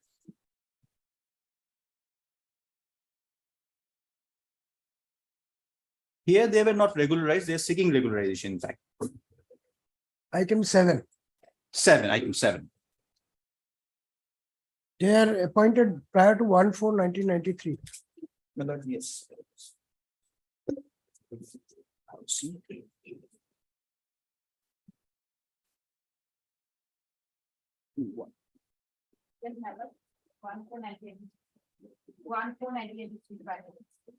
Yes, my lord, 149, prior to 149, 1993, my lord. So therefore, the only matter to be adjudicated is item 4 and 8 and 9. 4, 8, and 9. Yes. And rest, we'll ask them to approach the authorities by making appropriate representation. Respondents will verify their claim Yes, my lord, yes. and pass appropriate orders. My lord, because they are seeking, my lord, they are saying that there are two, my lord, in fact, OMs, my lord. One is the 2007, my lord, sorry, 5, which was not interfered with by the full bench, my lord, this on record. And there is another, my lord, OM of 2013, my lord, which, my lord, is a one-time measure, taking, my lord, the Umadibi into consideration, my lord, as a one-time measure, the government decided, my lord, to regularize some people, my lord, as one-time measure. So whether they'll come under that, my lord, they can be, my lord, accommodated under that, my lord, office, my lord, that's the issue. That will be the issue. But my prayer will be, Lordship, so far as 2013 is concerned, Lordship, Lordship will grant me 1 week time, the department, Lordship, 1 week's time, whether their cases has been considered or not. In my information, Lordship, all of them are getting minimum pay scale, Lordship, in terms of divi judgment, Lordship. All of them means 4 to 10. Not 4 to 10, Lordship, those who are still working, Lordship, even in the case of item number 4, Lordship, irrigation department, they are getting minimum pay scale, Lordship. So they are all getting the benefit of Upendas. Yes, please. That is not on record, Lordship, but that information I have. Lordship. But 4, 6, so far as 4 is concerned, Lordship, it's not a case of regularizer. Basic case is whether their cancellation of regularization was appropriate or not. That is the case, Lordship. Regularization will be considered. Because while passing the order of regulation, my lord, there's some names, my lord, given, my lord. And, my lord, the executive engineer was asked to, my lord, rectify if there was a mistake, my lord. Accordingly, my lord, the executive engineer rectified the list because some lists were, some names were, my lord, in duplicate, my lord. Double names were there, my lord. Some, a person who had retired, his name was also there. So those names were replaced by these persons, my lord, and they were regularized. But there is nothing to show, my lord, that this executive engineer, after he had recommended, my lord, for this rectifications, anything, my lord, came back, my lord, rectifying that list. Well, that is not, there is nothing on record. And the department has also not denied the fact that they're not working. There is no, the affidavit has been filed. In the affidavit, there's no denial that they're not working. Only thing. So then let us do one thing. Let Mr. Nayak have a week's time to. Yes. In the meantime, will it be possible for you to make a short Sure. note? Yes, definitely. Case wise. Lordship, the respective department will obtain instruction, Lordship, as regard the peasant status, Lordship, who are working and who are getting minimum pay scale, Lordship. And whether their cases has been considered. My lord, in item number 4, I have for item number 5. My case is this, I was engaged on 1/3/92. Petitioner. Your respondents counsel. Yeah, just, sorry, petition number 5, I am representing. Now, he was appointed, that is, his name is Kanta Prasad Rai. He was engaged on 1/3/1992. Thereafter, his service was regularized on 6/10/2005. Page 23. We'll have it on 3rd August. Take down. Mr. Amicus, Mr. M. Dr. Leonard Amicus Kiri, as well as Mr. M. U. Mahmood, Leonard Counsel for the petitioner number 5 in item 4 are present. Mr. Jiuddin, Leonard Counsel. Item number 8. Mr. Jiuddin, Leonard Counsel for the petitioner is present on behalf of the petitioner in item 8. Mr. P. Nayak, Leonard Standing Counsel Finance, stroke PWD. PW, my friend. Finance Department, Mr. R. Dhar, Leonard Standing Counsel PWD, Mr. N. Upadhyay, Leonard SC Irrigation Department, and Ms. M.D. Bora, Leonard Water is Leonard Standing Counsel Transport Department are also present on behalf of the respective departmental authorities involved in this batch of read petitions. First of all, since the claim of the petitioners are generally for issuance of a writ of mandamus for regularization of their service and oblique or for payment of regular pay scale. This court is of the view that the learned departmental counsel should be asked to obtain specific instruction and appraise this court as to which of the petitioners, if any, are still serving as regular employees and oblique or are drawing the minimum pay scale as per the decision of the division bench of this court rendered in the case of State of Assam versus Upendas and others. The aforesaid instructions be placed on record in writing so as to enable this court to pass appropriate orders on the next date fixed. Please, Let it please, be please. on Lordship. Huh? On tenth, Lordship. Lordship, just one prayer, Lordship, that word regularize, working regularly, that may not be there, Lordship. No, no, the court is asking you to get instruction. If nobody is working regularly, you say That that. has been, that is under silence, Lordship, because their regularization has been captured.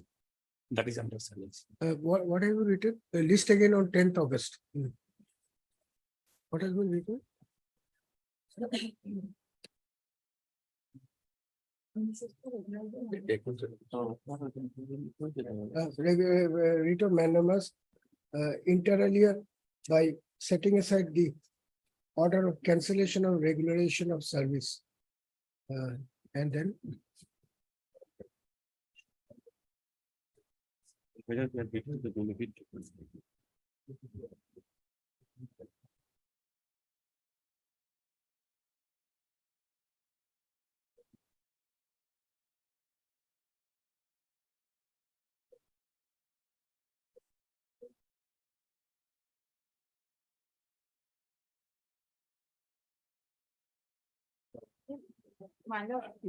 Cancellation order may be provided to us because we have not received any cancellation order. In the affidavit, it is there, Lordship. But affidavit is Item not number signed. 7, my lord. The petitioner was not regularized, my lord. Their prayer is to regularize their service. give it in writing, give it in writing. Bring it in writing.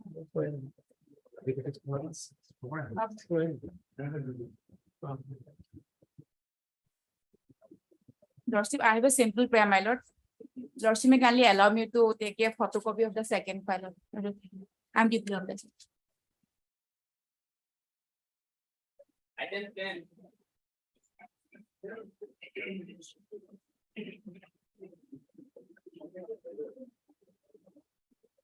May it pleases my lord. The petitioner at the time, he was a Assam Civil Service 1980 batch officer, my lord. At the time of filing of the writ petition, he was working as a joint secretary, tourism department, as well as managing director, Assam Tourism Development Corporation. After filing of the writ petition, my lord, he retired, your lordship, subsequently. And my lord, he has challenged, in the fact, in other words, he hasn't directly challenged the promotion of the private respondents, but he praised your lordship, the benefit given to the private respondent should be given to him because the private respondent is junior to him, your lordship.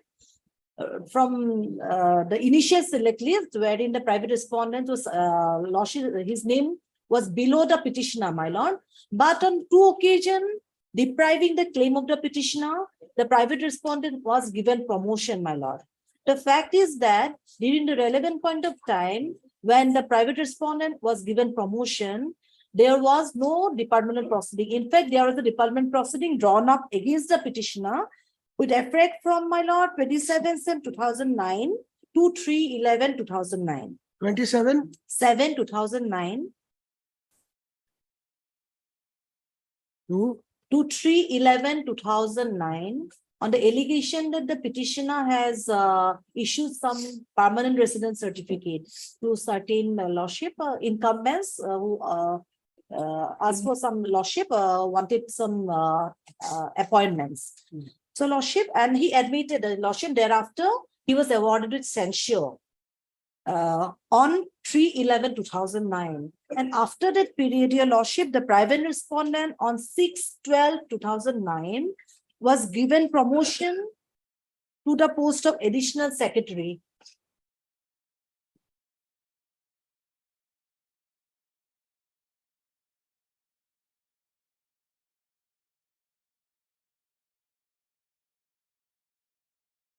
And on 9/9/2010, the private respondent was promoted as secretary, Your Lordship.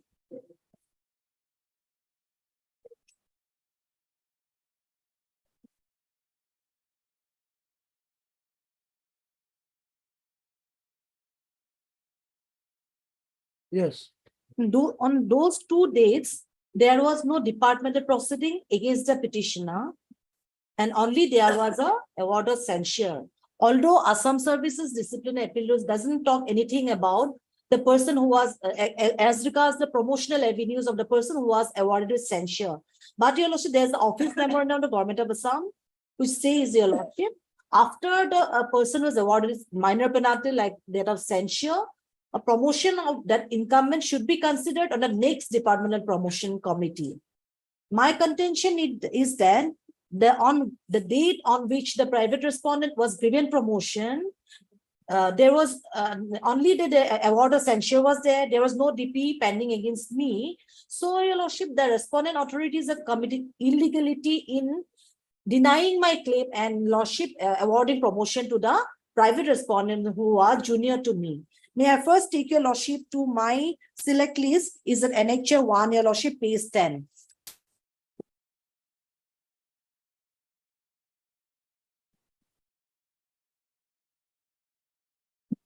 My name appears as Deepak Kumar Goswami at serial number 22, and private respondent's name is Kamal Losan Goswami, serial number 24, Your Lordship.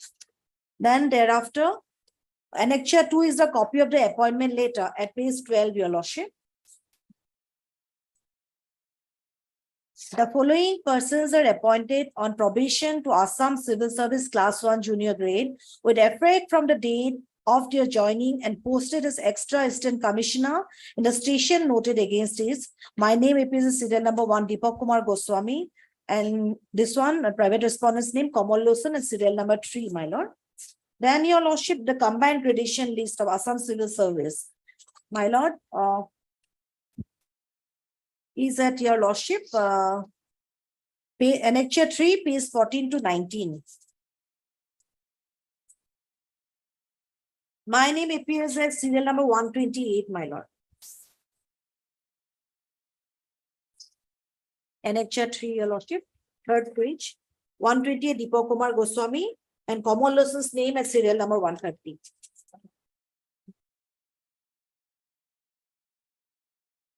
Has Your Lordship found it, my lord? Yes. Then, Your Lordship, Annexure 4, page 20.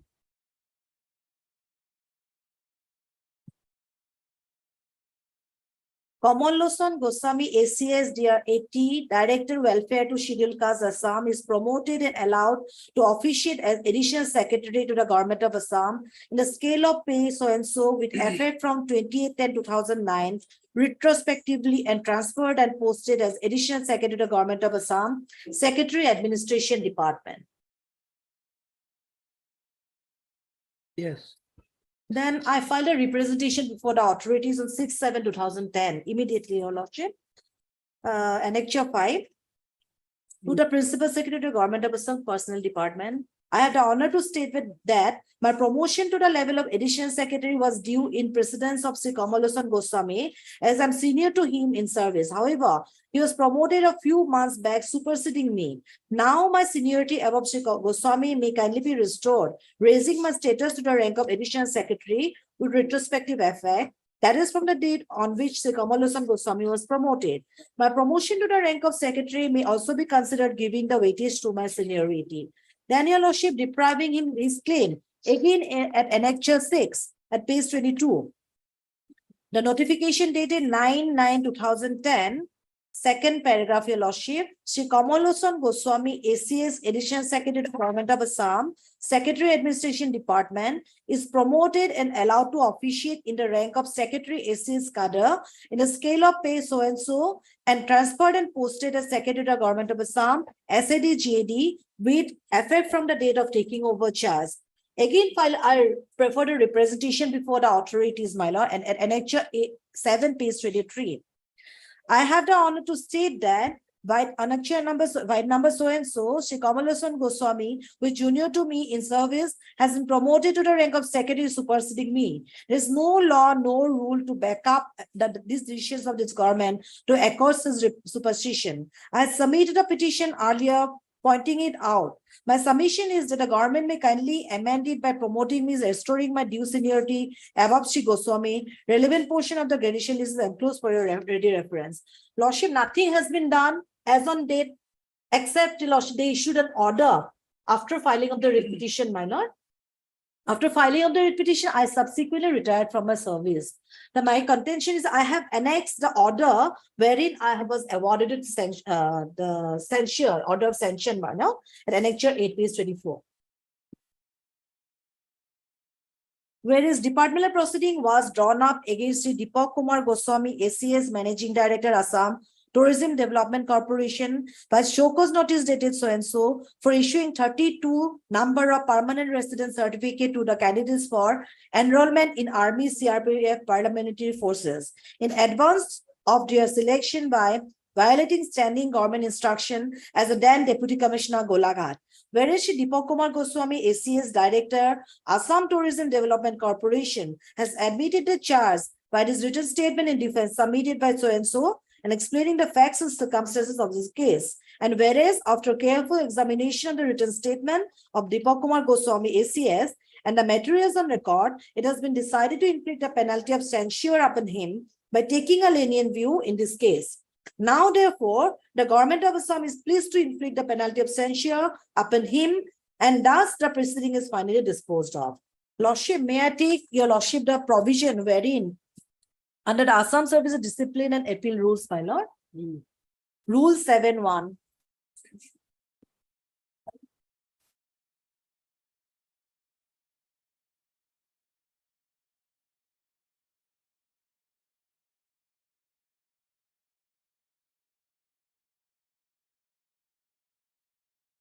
Rule 7.1, your lordship. Yes. Rule 7 is the nature of penalties. The following penalties may, for good and sufficient reason, as hereinafter provided, be imposed on a government servant, namely, number 1 is censure, my lord. Lordship, it is a minor penalty as per your lordship. Rule 11, your lordship. Minor penalties. You are reading from Rule 7. Rule 7, 1 is the censure. And Rule 11 talks about minor penalties, my lord.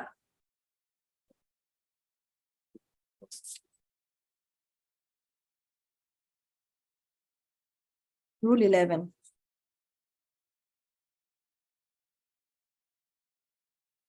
Lordship has found it, my lord. 1 minute. If the disciplinary authority, having regard to its findings or the charges, is of the opinion that any of the penalties specified in clause 1, 2, 3 of Rule 7 should be imposed, it shall pass appropriate orders, and in every case in which it is necessary to consult the commission, shall do so after consulting the commission. So, All right, so Rule 7.1 is censure. yes, so it comes under minor penalty. Lordship, I may be wrong, my lord, but I did not find any of the provision in the Assam Service Discipline Appeal Rules as regards promotional avenues, my lord, except that there's the office memorandum of the government of Assam, which I have annexed, your lordship, in my reply affidavit. Your lordship may kindly have a look at it, your lordship, which talks about censure, your lordship. Annexures, annexure. Annexure, my lord, 1, page 6.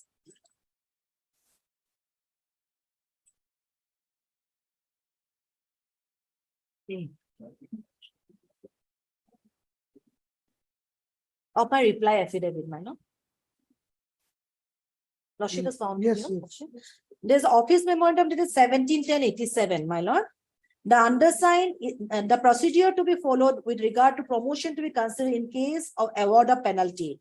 The undersigned is directed to invite a reference to the government office memorandum, laying down the procedure to be followed with regard to confirmation, promotion of officers when they are under suspension or departmental proceedings are pending, contemplated against them. The following further instructions are issued for guidance of all concerned to deal with matters when promotions are to be considered in case of imposition of minor penalties like censure, withholding of increments, and recovery from the pay of the whole or any part of the pecuniary loss caused due to negligence or breach of orders of the government.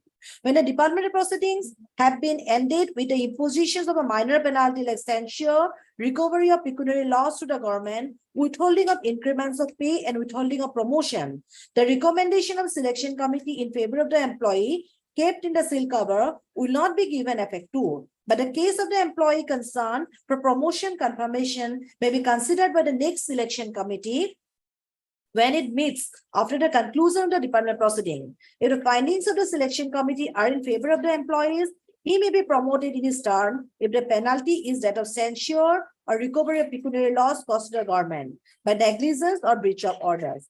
In the case of employees who have been awarded minor penalties of withholding of so and so, many other parts may not be relevant to your lordship.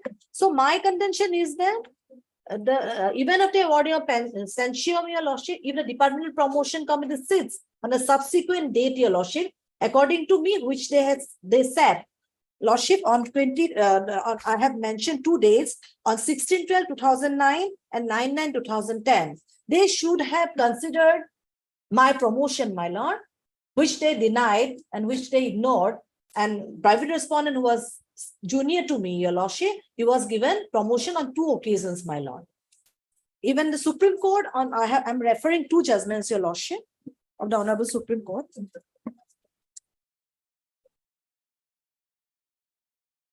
2007, 5 SCC 425.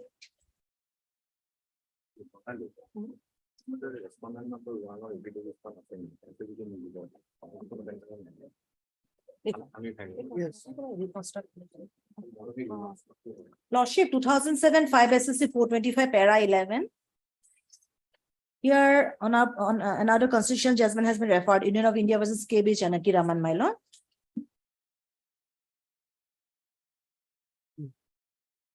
Para 11. Awarding of censure is a blameworthy factor. Bare reading of para 3.1 as noted above makes the position clear that where any penalty has been imposed, the findings of the seal cover are not to be acted upon. And in the case of the promotion may be considered by the next DPC in the normal course. Lordship, this judgment has been passed on the basis of certain rules of another state, your lordship. But in Assam, your lordship, I did not find any of the office memorandum except that one, your lordship, wherein the promotion liability should be considered even after awarding of censure, your lordship, in the next departmental promotional committee.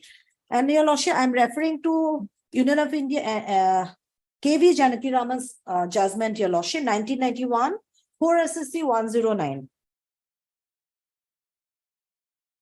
Yes.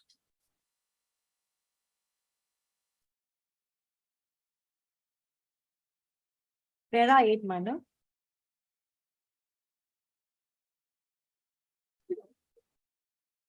The common para 8, madam.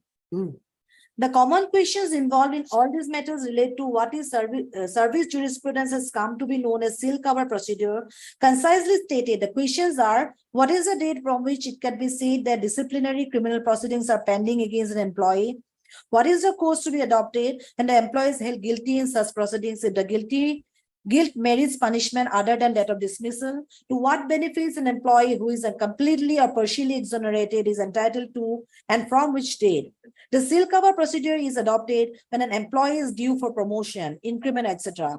But disciplinary criminal proceedings are pending against him at a relevant time, and hence the findings of this entitlement to the benefit are kept in a seal cover to be open after the proceeding in questions are over. Hence the relevance and importance of the questions. Then para 10, my lord. The Government of India, Department of Personnel and Training issued an office memorandum that is so and so on the subject of promotion of officers in whose cases the seal cover procedure had been followed, but against whom disciplinary court proceedings are pending for a long time. The memorandum stated that according to the existing instruction, cases of officers who are under suspension or against whom disciplinary proceedings are pending, or decision has been taken by the competent disciplinary authority to initiate disciplinary proceedings, or against whom prosecution has been launched in a court of law or sanction for prosecution has been issued, are considered for promotion by the Departmental Promotion Committee at the appropriate time, where the findings of the committee are kept in a seal cover to be open after the conclusion of the disciplinary court proceeding. While the findings are kept in the seal cover, the vacancy which might have gone to the officer concerned is filled only on the officiating basis. If on the conclusion of the department court proceeding, the officer concerned is completely exonerated and where he is under suspension, it is also held that the suspension is wholly unjustified, the seal cover is open, and the recommendation of the DPC are acted upon. If the officer could have been promoted earlier, he is promoted to the post which is filled up on an officiating basis, the officiating arrangement being terminated. On this promotion, the officer gets the benefit of seniority and fixation of pay on a notional basis with reference to the date on which he should have been promoted in a normal course. But for the pending disciplinary court proceeding, however, no areas of salary are paid in respect of the period prior to the date of actual promotion. The memorandum goes on to state further that it was noticed that sometimes the cases in the courts or the departmental proceedings take unduly long time to come to a conclusion, and officers undergo considerable hardship, even where it is not intended to deprive them of promotion for such a long time. The government, therefore, in conclusion with the UPSC, examine how the hardship caused to the government servant in such circumstances can be mitigated and has laid down the following procedure in such cases. 3(1)(a). It may be ascertained whether there is a department proceeding or any case in a court of law pending against the individual under consideration. Number 2, there is a prima facie case on the basis of which a decision has been taken to proceed against the official, either departmentally or the court of law. Then 3, the facts may be brought to the notice of the Department Promotion Committee, who may then assess the suitability of the official for promotion, the next grade post, and for the purpose of this assessment, the DPC shall not take into consideration the fact of pending case against the official in case an official is unfit for promotion, the basis of his record without taking into consideration the case pending against him. The finding of the DPC shall be recorded in the proceeding in respect of any other assessment. The grading awarded to DPC may be kept in seal cover.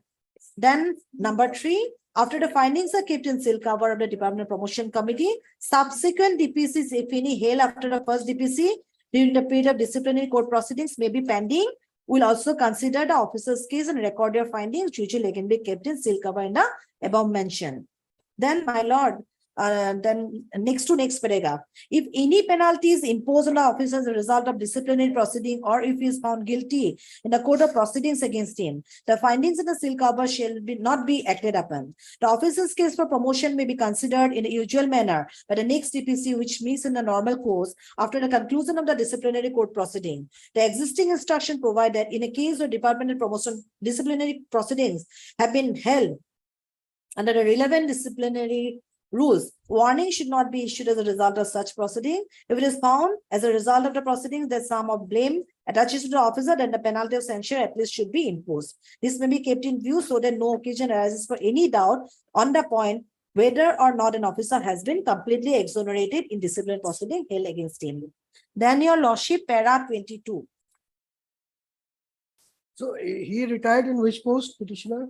He retired as additional secretary, your lordship, on 23/2011.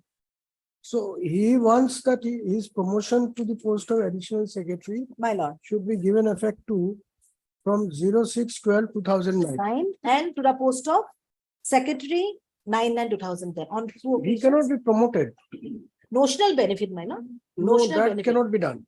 He can, if your prayer is that he was illegally deprived My lord, on 6/9, my lord, that the court can look into. And My if lord. it is established, on then 16/12, your lordship. 16/12. no, what has happened is the private respondent has got 2 promotions. Yes, One to additional secretary. yes, And then to the post of secretary. yes. Correct. Yes, Thereafter, the petitioner got promoted to the post of additional secretary. Is that correct? and that too after filing of the repetition. Right. Yes, So what I am saying My is, lord. and you are free to contest that position, My but lord. for that you have to show me the backing of law. my lord. Your plea that he was entitled to be promoted on the date on which his junior was promoted to the post of additional My lord, secretary. my lord. That is That is understandable. 16/12/2009. Right. My lord, That is understandable. my lord.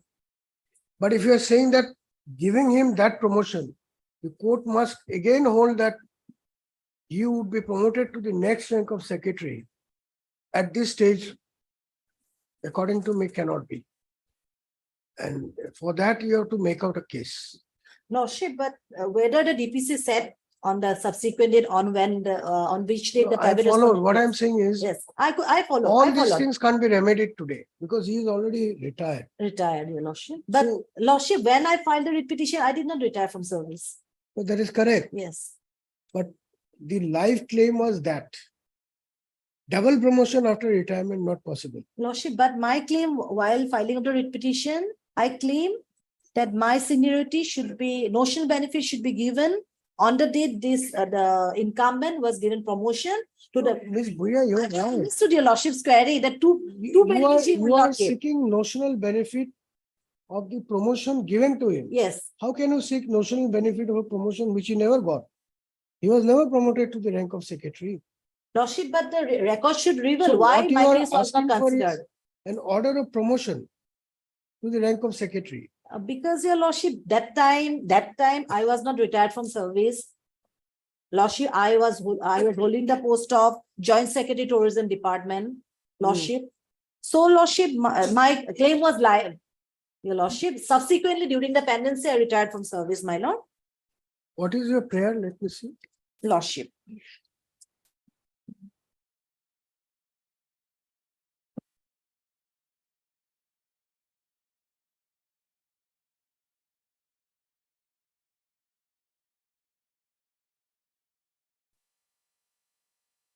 Restore the seniority position of the petitioner at page 7. That's correct. So there is no prayer even to consider him for promotion to secretary. Rank of secretary. Lordship, may kindly see second, to give all notional benefits, promotion and all consequent benefits with effect from 16/12/2009 and 9/9/2010, the date on which the performer respondent was given promotion to the rank of additional secretary to the government of Assam and secretary to the government of Assam, records and so and so. So that's right. So the prayer apparently My lord. projects that you want all notional Yes, benefits notional benefits, my lord. up to the rank of additional secretary. My lord. Is that correct? Uh, No, Ms. Bhuya. My lord. Don't feel intimidated your by the lordship. question. No, You are free to argue. My If lord. you think about this. My lord, These because are my very, lordship, very tricky My lord. service matter. lordship, I claim notional benefit with effect from 16/12/2009 to the post of additional secretary when he was given promotion to the post of additional secretary. And subsequently, he was given, because 2 occasions I was deprived, my lord. 2 occasions, because it now I get the only notional benefit, maybe there will be variation of the scale of pay, my lord. I'll That's get correct. some monetary So, benefit on this. Beyond additional secretary, you cannot claim. That's what I'm saying. You can agree, you can disagree. If you disagree, I am ready to hear you. But then you have to make out a case. Let us hear the other side and lordship, yes, let us hear the other side first. So my claim is that there's a illegality. He wants to hear you. Lordship, No, I on just, instruction, because once it was. I am asked, my only lord. submitting one line, Lordship. Censure order was passed on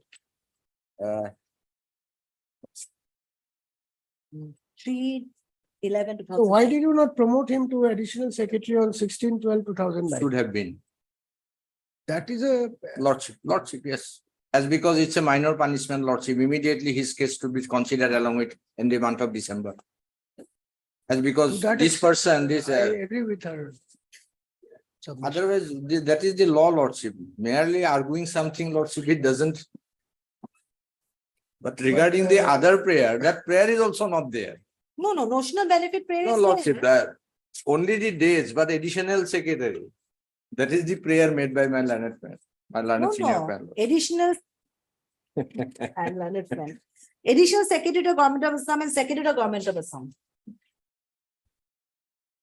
That is there, my prayer is there. Page 7 of some petition. So anyway, Ms. Bhuya, you Lordship, decide. If can I you, have a talk with my client because 2 or maybe tomorrow? no, at 2, we'll take it up. 2, Lordship. If he picks up the phone, he's also in my. But you have understood what I'm Lordship, saying. Lordships. If at all the Lordship wants to give the benefit, it would be with effect from it to the post of additional secretary, notional benefit, not otherwise. From that. His promotion, we can say that will be given effect. Lordship, it may be Government, it's up So to. the reason is, let me tell you the My reason. lord, Court cannot give promotion. my lord. Yes, my lord, yes, Promotion has to be given by the DPC. yes, That DPC will have to sit and consider the dossier of all eligible candidates yes, on particular. my day. lord, Correct. yes. Today, that exercise is not legally permissible, Lordship. That is not legally permissible. Today, the DPC cannot consider the case for promotion of the petitioner to the rank of secretary. He may have a grievance. Lordship, I pray, Lordship, my prayer be considered for the post of additional secretary regarding the other prayer.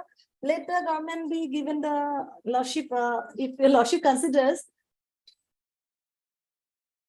Lordship, if they consider it, then You come back at 2 and Yes. then we'll. my lord. But the first part, yes, lord, I agree with him. He has also Lordship. fairly submit. There's not much of a difficulty. Without that much of a-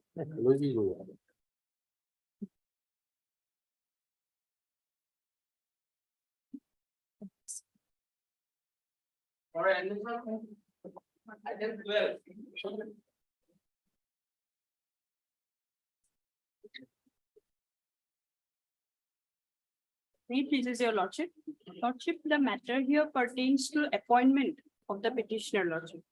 Lordship, what happens here, lordship, petitioners were members of a armed force and after that they surrendered, lordship. And at the time they. After that, after surrendering, lordship, there was a provision for appointment into government jobs, lordship. At the time, the government were providing job and they had applied, but they couldn't get selected. And similarly situated persons also got appointment, lordship. Thereafter, they approached this honorable court and honorable court directed the respondents to consider their case, lordship.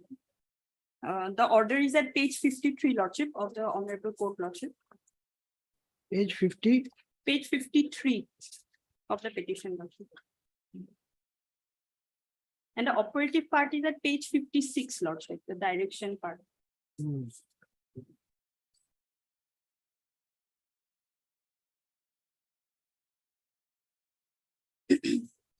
Lordship, paragraph 6, lordship, serial number 6, that is the direction part. So there was a scheme.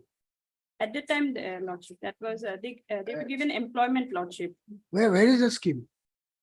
Lordship, Is it on record?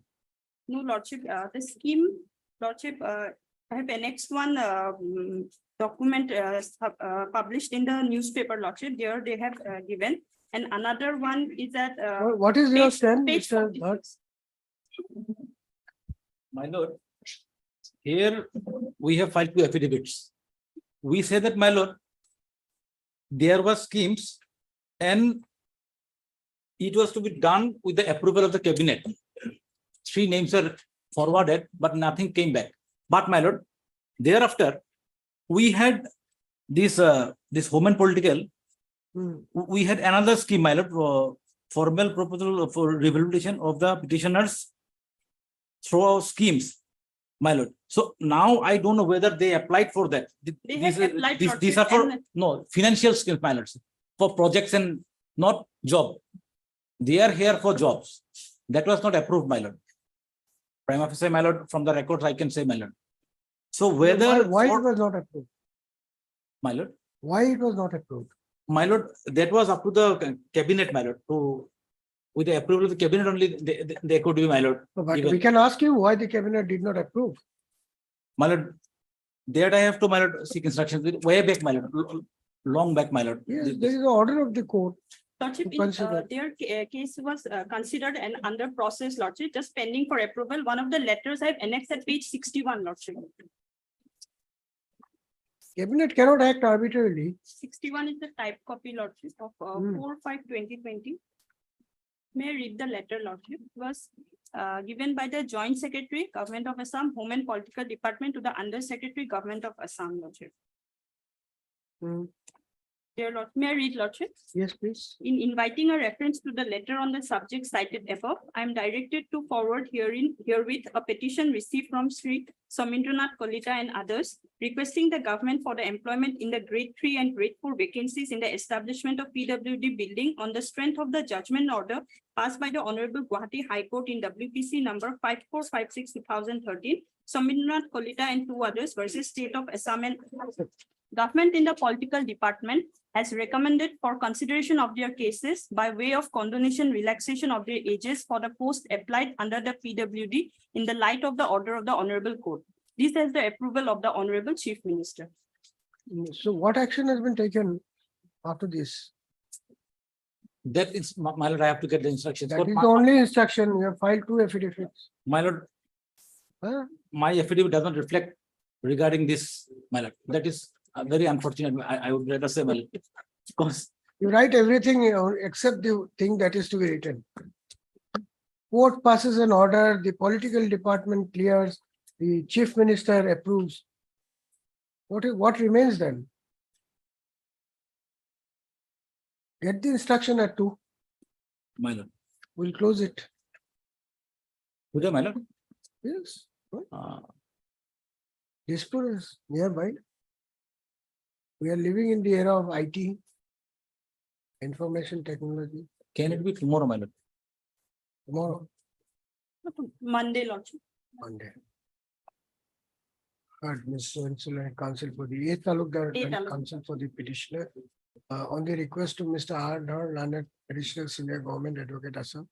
Let this matter be listed again on Monday, that is so and so as a fixed item, so as to enable him to obtain necessary instruction responding to the query made by this court. Much obliged. Thank you, Your Lordship. In this case, Lordship, on 25/1, Lordship, government taken time for instruction and filing affidavit. Not yet filed, Lordship. Instructions are still awaited, Your Lordship, in this matter. We have written to Instruction is them, awaited, then we'll go ahead. Your Lordship, just 1 week time may be granted. I'll get the instructions, Your Lordship. Just 1 week time. What is the matter about? Regarding appointment of Anganwadi worker, Lordship. I'll get the instructions within 1 week. I have filed. Is for the private respondent. We have filed reply also to that affidavit. Last chance, 2 weeks. Lordship. Ms. Chaudhary, Learned Counsel for the petitioner. Also heard R. Chaudhary, Learned Counsel for the petitioner. Also heard Mr. D. Bora, Learned Government Advocate Assam, who submits that 2 weeks further time be granted as last chance to obtain instruction and file affidavit on behalf of the department.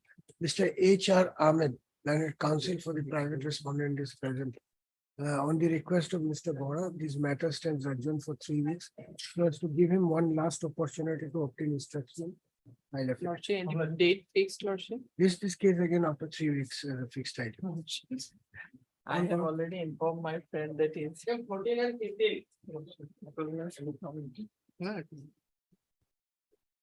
May pleasure. My lord, this is as regard to premature retirement, my lord. Affidavit filed by the government. Matter is ready for disposal. Yes, ready for issue. That's it. Today you are ready. That's it. I'm 10 minutes. Then we'll take it up after the other matter. Act 2. At 2 months old. Lordship, would like to do some research on the point, your lordship, because my contention is that my promotion to the post of additional secretary has already been considered during the pendency of the writ petition, my lord. And your lordship, they have given retrospective effect with effect from 1/7/2010. And subsequent DPC lordship promotion was given to private respondent on 9/9/2010. So I born into the cadre on 1/7/2010 to the post of additional secretary, your lordship. So lordship, my promotion be considered to the post of additional to the secretary, your lordship, on the date on which my junior has got promotion, my lord. Because I born into the cadre pursuant to lordship previously to the lordship to the notification dated 9/9/2010. Any authority in support of your argument? That today I do not have, my lord. Otherwise, Lordship, my submission would be, Lordship, he was considered after the DPC for additional secretary. Though it was lately, so it should have been considered earlier, but DPC was held for the promotion to the post of additional secretary. But regarding the post of secretary, regarding the petitioner, there was, without there being any DPC, how that notional benefit can be granted? Lordship, at this stage, also your Lordship may, my respectful submission is that direct the government to constitute a DPC, your So Lordship. I am telling you Yes. for the fourth time, My you lord. show me your authority. Your Lordship, today I do not have. On the prayer of Ms. B. Vial and senior counsel appearing for the petitioner, this matter stands adjourned for forensic students to enable our group examine the legal issues and address the court. Mr. H. Sharma, learned additional senior government advocate, and Mr. A. Fukun, learned standing counsel, SAT. Government of Assam are present and do not have any objection with the prayer. Tuesday, Lordship. After 4 weeks. After 4 weeks. Lordship has. Parted, my lord? No, no.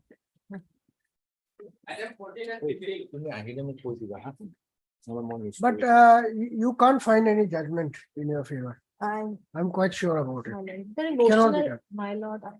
Lordship, notional benefit, I might get some. Yeah, you can get this.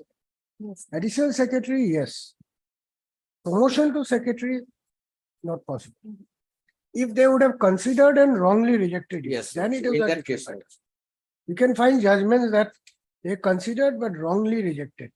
There a mandamus can be issued. But your Lordship, if the junior got promotion, You get a judgment, I'm telling you, you will not get any. I'll try. Yeah, you try. There is no judgment. After retirement to consider for promotion, nothing. It cannot be done. It's extinguished. Right to be considered for promotion stands extinguished on the date of retirement. So unless you have to get an order while you was in service. That was not there, so nothing can be done. Let me try your Lordship for the angel justice. Lordship is keeping it part.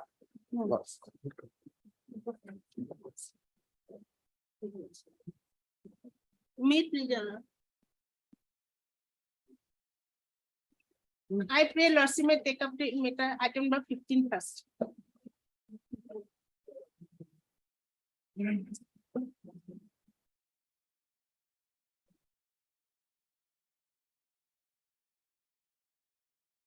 Krishna, my lord, she was appointed as master of Loka in the year 1988, my lord. 1 minute.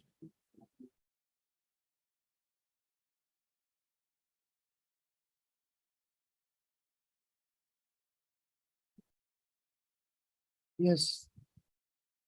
Her service was regularized in 2005 as fourth grade employee, my lord, in the office of the Executive Engineer, Agriculture, Huzai. Lordship, this Annexa A to my lead petition, it is in page 20.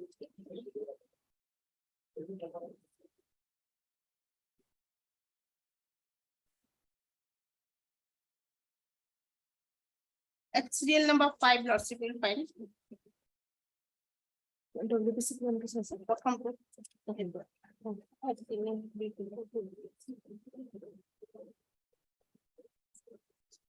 Serial number 5, Lordship, Radhika Rani Das, peon, office peon, date of engagement 1688 and date of retirement 30/9/2021, madam. This was recorded in this appointment letter, madam. Here, my lord, the name was wrongly recorded. Her name is Radhika Robidas, not Ranidas, and the date of retirement is not correct, my lord. She passed the HSLC examination in 1994, my lord. What is the prayer now? To give effect, to allow me to join, I will retire in 2029, my lord. As per admit card, Lordship will find, admit card is there, Annexa B, page 22.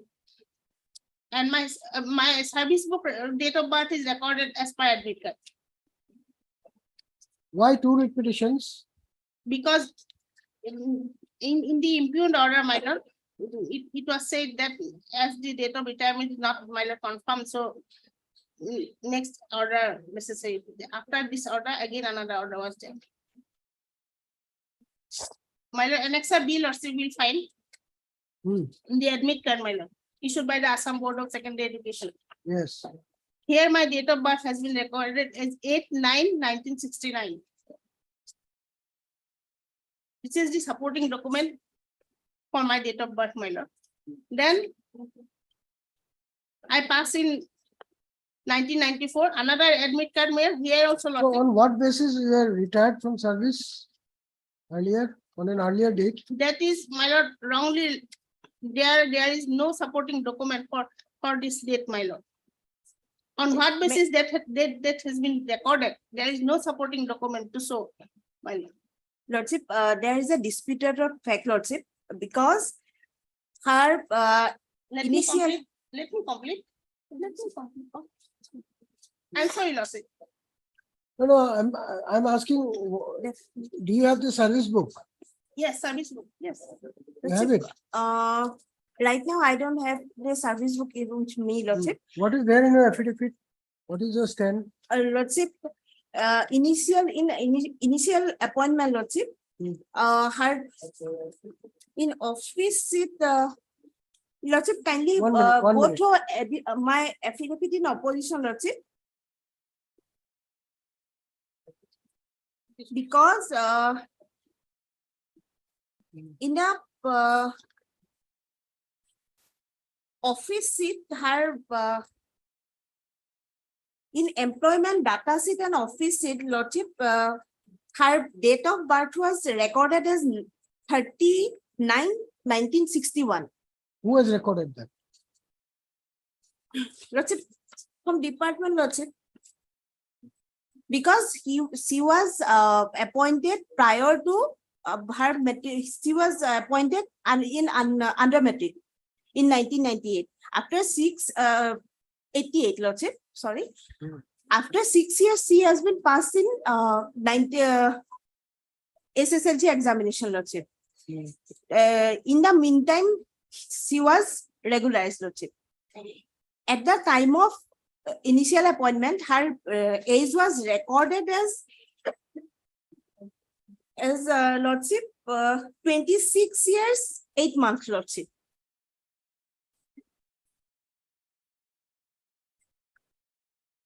And in employee, she has submitted some employment exchange certificate in which her signature was there and her date of birth was recorded as 18/9/61, Lordship.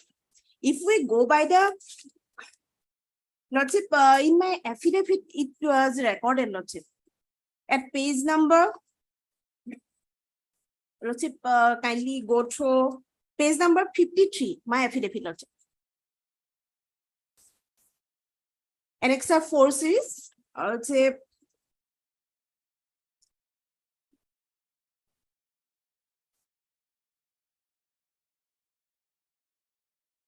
Page number 53, Lordship. Her date of birth 18/9. Yes, but the law is you have to follow the school leaving certificate date. That is the only. Lordship, there is also a discrepancy, Lordship, in Yes, yes, in the case of discrepancy, Lordship. the HSLC certificate will be the only relevant document. Nothing else. That's the law. If HSLC certificate had 61 written, then it would be 61. Nothing else. Lordship, she was engaged. No, you have to reconsider within 30 days, pass a fresh order. My service books also, my lord, in service book also, it is recorded her date of birth as 8/9/1969. Service book, annexer, my lord, annexer D, page 28 of my petition. Annexer D. Lordship, in service book, as per my And information. there is a audit report also.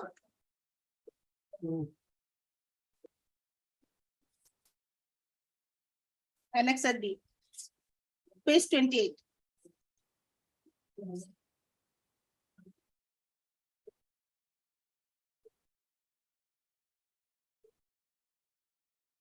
She passed SSLC examination before her regularization. In 1994, she passed SSLC examination, and 2005, her service was regularized. And after regularization, the service book was there and prepared, and her date of birth has been entered as per SSLC admit card. This is 8/9/1969. She has submitted. And Let her হ'ব finish. দিয়া, মই কথাখিনি কৈ ল'ব দিয়া। কৈ ল'ব দিয়া। There is a audit report annex J, page 39 ma'am. Scrutiny of service book.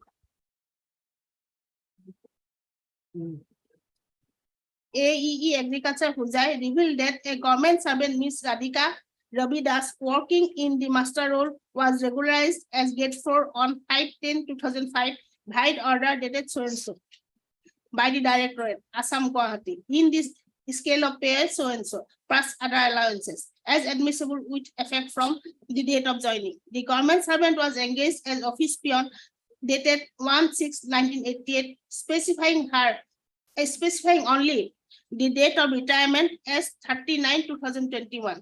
Date of birth, there is nothing. No supporting age certificate was attached, as stated by the office AEE Huzai at the time of joining.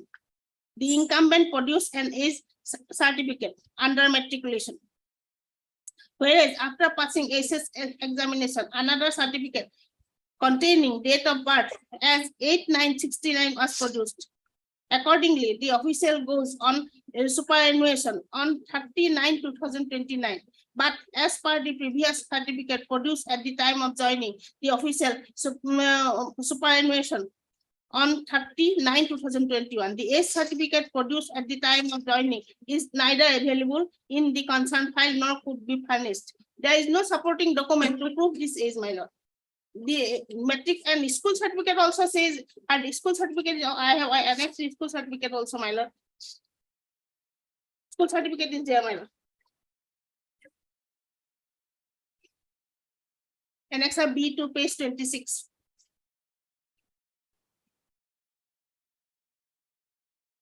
This page 26 also. Abdul Hasib Higher Secondary School. Her date of birth has been recorded as 8/9/69.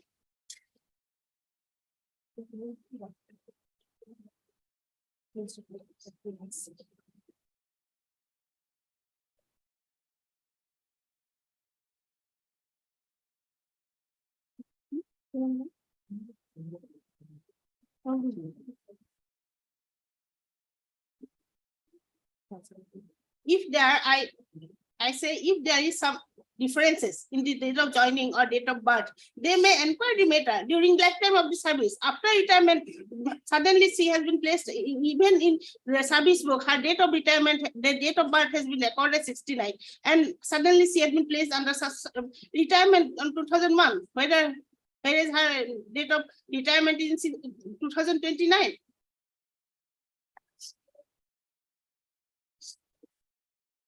Annexa E, Lordship.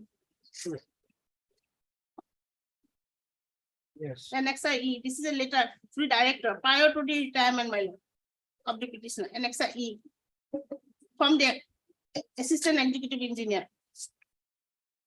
Subject is confirmation of retirement date in respect of Ms. Radhika Rani Das, peon. With reference to the subject cited above, I have the honor to state you that the date of retirement in respect of Radhika Rani Das, office peon of this establishment is due on 39/2021 as per appointment order memo number so and so, dated so and so. But as per record of service book, her date of retirement due is 30/10/2029. As per SSLC certificate, and the date of birth of the incumbent is 18/9/1969. Thereafter, my lord, director also issued a letter, my lord.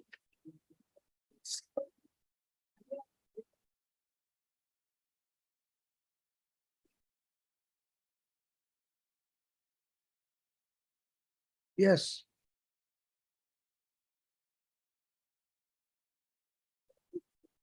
Annex F, page 31, direct letter issued by the director, my lord. Which refers to subject cited, I am to request you to furnish the proposal for correction of date of retirement. Correction of date of retirement along with the relevant document, that is SSLC certificate, admit card, appointment letter, service book, DEO justification letter for delay submission of such proposal in respect of Srimati Radhika Rani Das, peon, under your establishment. This is for date of retirement, correction of date of retirement, my lord. But without correcting the date of retirement, she has been placed under, my lord, retirement by the impugned order.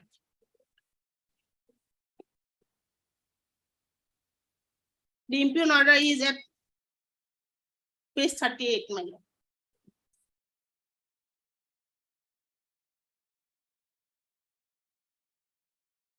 Annexure S, my lord, page 37, which refers to above, I am to direct you to relieve her from the duty which effect from 1/10/2021, since the confirmation of her date of retirement is to be received from the Directorate of Agriculture. That has been not received, so she has been released.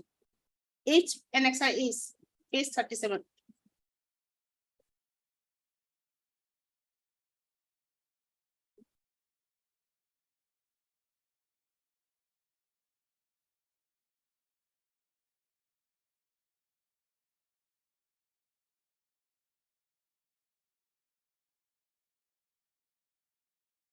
This was challenged here in this repetition. And the second repetition, my lord,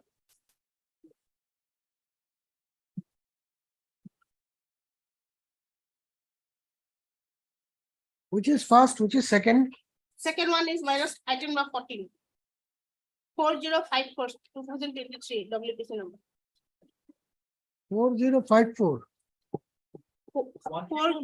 5047. This is the second one. Second one, my lord. Here, my lord, here impugn is that instead of correcting the date of retirement, they have said, lordship will find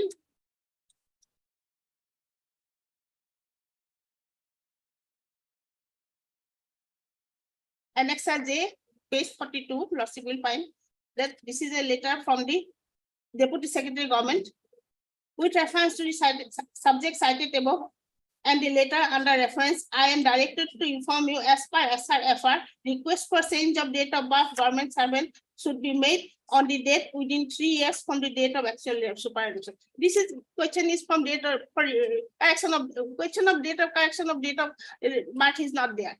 The director itself said the correction of date of retirement. Then wherefore the government said like this, the date of birth of the government servant. The date of birth, they have accepted correct as per the admit card, and it is recorded in the service book.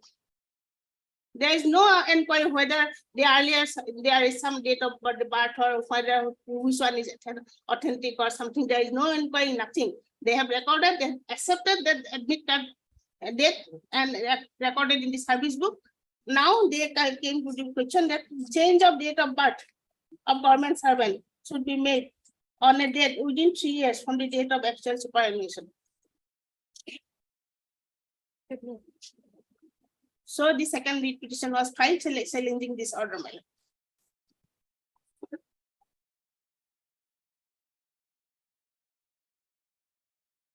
Yes, that's all. This is my lord. In short, my lord, this is my audit report is very clear, my lord, that there is no supporting document, my lord.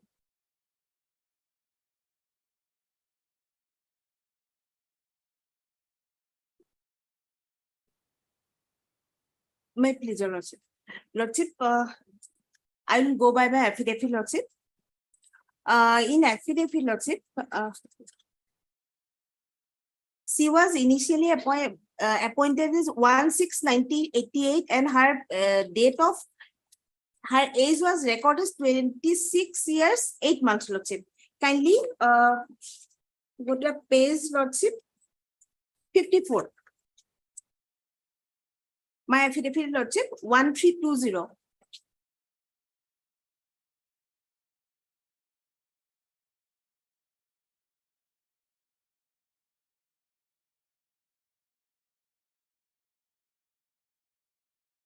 Lordship, thereafter, there kindly go to the page 57, lordship.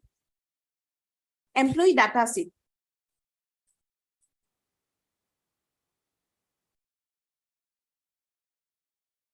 Yes. Lordship, her date of birth is 39/1961. Lordship. Where did you get this data from? On what basis? Lordship, it was coming from Lordship, Assistant Executive Engineer Agriculture Hojai, Lordship. How did he know about her date of birth? On what basis? Lordship, actually we. Say, Miss, your name, please. Z Bora, Lordship. Z Bora. Lordship. I didn't want to say this, Lordship. but I am in a very bad physical condition today. Still, I am going ahead with the matters. So I'll request you to please come to the point. Don't teeter around here and there. I want to quickly finish off the cases. All right. Though I had the option to take a day off, I didn't decide to do that. I am running fever, still I am doing these cases. Therefore, my only request to you is, don't go on arguing because the court is giving you the chance. The question here is, on what basis do you enter her date of birth or treat it as 61? If there is no document where I am allowing both the writ petitions, don't waste the time of the court. Because the HSLC certificate has to be given primacy. That's the law. In case you are not aware, be informed now. So going here, going there is just simply wastage of court's time. And I can't keep asking you questions. You can see my throat is also in a bad condition. Lordship. If there is nothing, take your seat. Let me dictate the order. Lordship. Merely because somebody says 1961 will not accept. You have to give me documents on the basis of which. Page number 53, if you like. Huh? Page number 53. 53, what is it? Some labor officer. Yes, but. Labor officer has to say on what basis. Signature of the applicant, Your Lordship. Yes, but school certificate is what matters. My understanding was that since she has signed it, so. Say there is a labor inspector certificate, a school certificate, a marriage certificate, all giving 3 different dates. Only the school certificate will matter. That's the law. Lordship, My understanding was that since she has signed it herself, that's why I was saying. Otherwise. Doesn't matter. School living HSLC certificate, you've seen it in the Juvenile Justice Act also. If controversy is there regarding age, first document will be the school certificate. If that is not available, then other contemporary documents. If that is not available, then ossification test. There is a division bench, couple of division bench judgments. Already pointed out earlier, but I thought that since she has signed it here. Doesn't matter. All right, in that case, that is what I was thinking about. And then it has already entered in her service book as 1989, 69. So how could you take away something which has been accrued to her without any basis? These are illiterate people. They are not highly qualified persons. She might have signed some document here and there, but you have to follow a principle. What is your principle? You have to say that we saw this document, we entered this age, and that's all. If you can say that, it's fine. Because she signed somewhere, she kept quiet somewhere. The department cannot be run like that. Department cannot run like that. And your director has himself said correctly date of retirement. That shows he was prima facie satisfied. Heard Ms. P. Borman, Learned Counsel appearing for the writ petitioner. Also heard Ms. G. Bora, Learned Standing Counsel, Agriculture Department, Assam, appearing on behalf of the respondent number 1 to 4.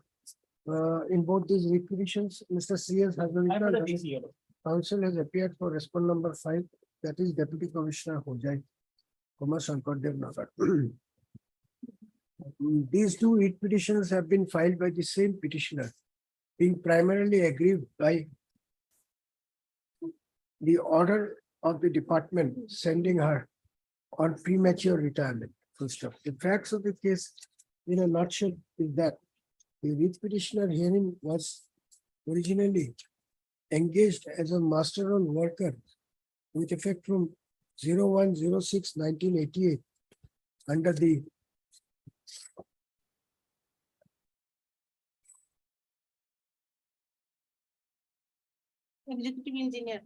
Executive engineer, agriculture Hojai. Under the executive engineer agriculture Hojai, that is the respondent number 3. Full stop. Her services as a master roll worker was thereafter regularized with effect from regularized in the year, 2005. where is that? Annex A, Lordship. Page 20. Regularized, which was from 5/10/2005. And she was appointed as an office peer. However, the date of retirement was of the petitioner was shown as 30/9/2021. According to the writ petitioner, her date of birth as per the high school living certificate issued by the Page 22. Board of Secondary Education, Assam, is 08/09/1969. As such, the age of superannuation of the petitioner on attaining the age of 60 years, is it 60 years? 60 years 39/29. would be 30/09/2029. Ms. Burman, Learned Counsel for the petitioner, submits that taking note of the date of birth of the petitioner recorded in her HSLC certificate, the authorities have also entered the age of the petitioner as 30, entered the date of birth of the petitioner as Service book file. 8/9/1969 in the service book, Page 28. notwithstanding the same by the order dated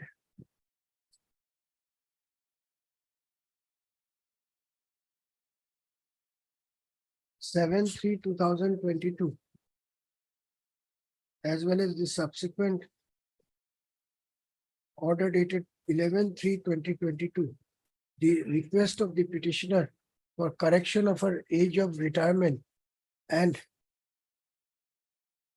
sending her to premature retirement were issued. First of, when the request of the petitioner for correction of her age of superannuation, date of superannuation was not acted upon, the petitioner had approached this court by filing WPC number 1320/2022. During the pendency of the aforesaid writ petition, the petitioner has instituted WPC number 5047/2022, assailing the orders dated 7/3/2022 and 11/3/2022.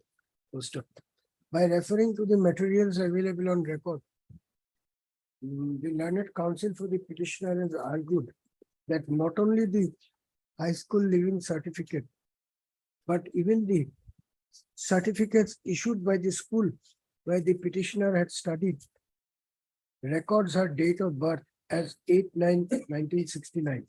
First up. Taking note of the grievance expressed by the petitioner, the departmental authorities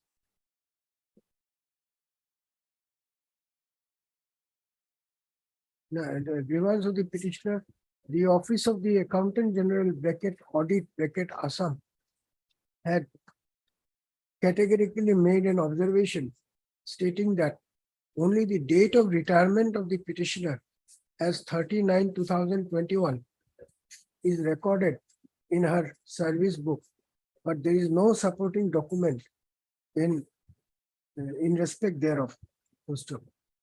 Notwithstanding the same, the respondents have failed to consider the grievance of the petitioner. Ms. Bora, Learned Departmental Counsel, has argued that in an earlier document produced by the petitioner, in an earlier document issued by the Office of the, is it Labor? Let's, in a document issued by the, which page is it?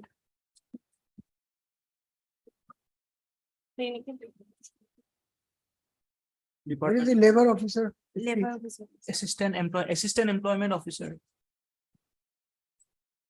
Assistant Employment Officer of the Department of Labor. The date of birth of the petitioner has been reflected as 18/9/1961. Notwithstanding, the said document has been signed by the petitioner. Therefore, it must be presumed that the correct date of birth of the petitioner is 8/9/1961, in which event her date of superannuation would be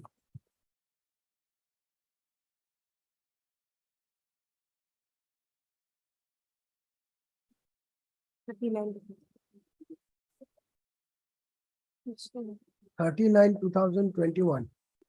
Therefore, there is no infirmity in the departmental action. Full stop. It is also the submission of Ms. Bora that request for correction of date of birth cannot be entertained less than 3 years from the date of retirement. And therefore, therefore, the same was rightly rejected by the departmental authorities. Full stop. Similar is the submission of Mr. C.S. Hazarkar and Government Advocate Assam appearing for the state. Full stop. Responding to the above, Ms. Borman submits that this is not a case of request for correction of date of birth, but for correction of within course date of retirement, unquote, wrongly recorded in the communication dated 5/10/2005. Since the aforesaid reflection was contrary to the entries made in the service book of the petitioner, the respondents would not have given effect to the retirement of the petitioner with effect from 39/2021. I have considered the submissions advanced by learned counsel for both the sectors and have also gone through the materials available on record. The basic controversy involved in this writ petition is pertaining to the correct date of retirement of the petitioner. Whereas in her service book, the age of the writ petitioner has been evidently recorded as, the date of birth of the writ petitioner has been evidently recorded as 08/09/1969. In the order dated 5/10/2005, her date of retirement has been shown as 30/9/2021. The aforesaid date appears to have been worked out by taking into account the date of birth of the petitioner shown in the certificate issued by the Assistant Employment Officer, wherein her date of birth has been recorded as 18/9/1961. However, there is no dispute about the fact that there is not even an iota of documentary evidence to show that the correct age, the correct date of birth of the petitioner is 18/9/61.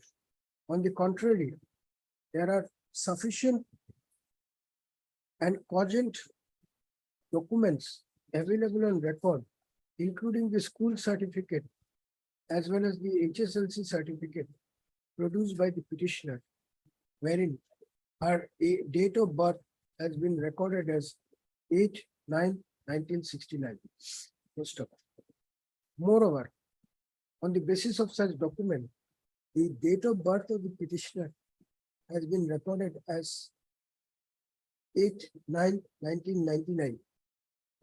If that be so, her date of retirement would be 30/9/2029 and no other date. Next paragraph. It is to be borne in mind that the age of retirement of an employee would be strictly on the basis of the date of birth and of the age of the employee recorded in the service book. And unless there is a correction carried out in the service book, by following proper procedure and based on cogent materials, the entries made in the service book would be binding both upon the employee as well as the employer. Full stop. In the present case, since the date of birth of the petitioner has been entered as 8/9/1969, which is apparently in consonance with the date of birth of the petitioner as recorded in the HSLC, as recorded in her HSLC certificate. There was no scope for the department to retire her prematurely by treating her date of birth as 18/9/1961. Full stop. In the above context, it would be pertinent to mention herein that I find from the record that even the Director of Agriculture Assam had issued a communication dated 28/6/2021 addressed to the Assistant Executive Engineer, bracket agree, bracket close, ho jaye,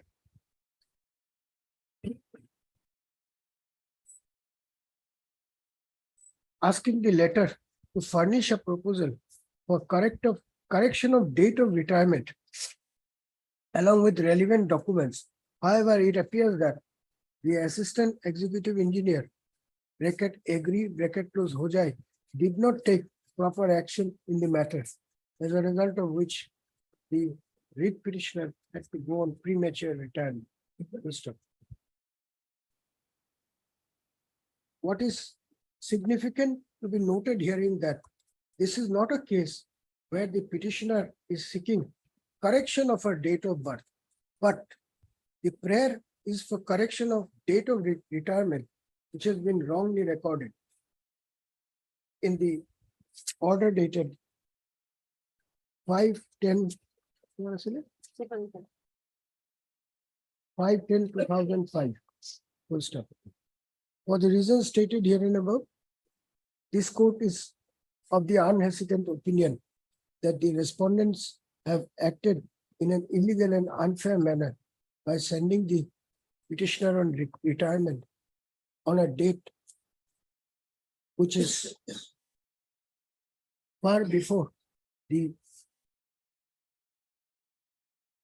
date of birth of the petitioner, far before the age of the petitioner as computed on the basis of her date of birth recorded in the service book. Consequently, the impugned orders dated so and so 7/3/2000. My lord, Annex H, my lord. 7/3/2022, as well as the subsequent order dated 11/3/2022 are hereby set aside. My lord, one thing. Releasing order is in first case, my lord. In item number 15, my lord, 1/10/2021, releasing in superannuation.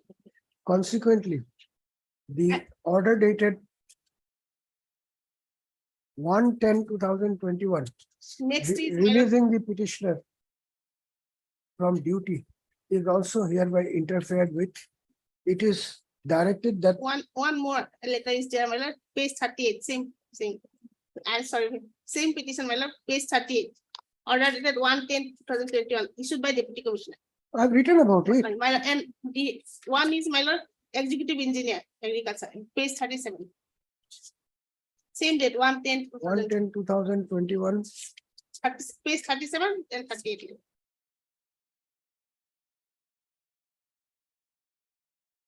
Releasing the petitioner from service is also hereby interfered with.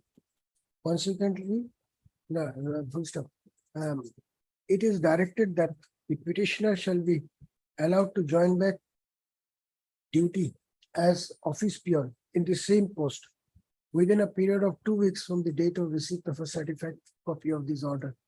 Full stop. Thereafter, she shall be allowed to continue in service till such time her her age of superannuation is achieved as per the date of birth of the petitioner recorded in the service book.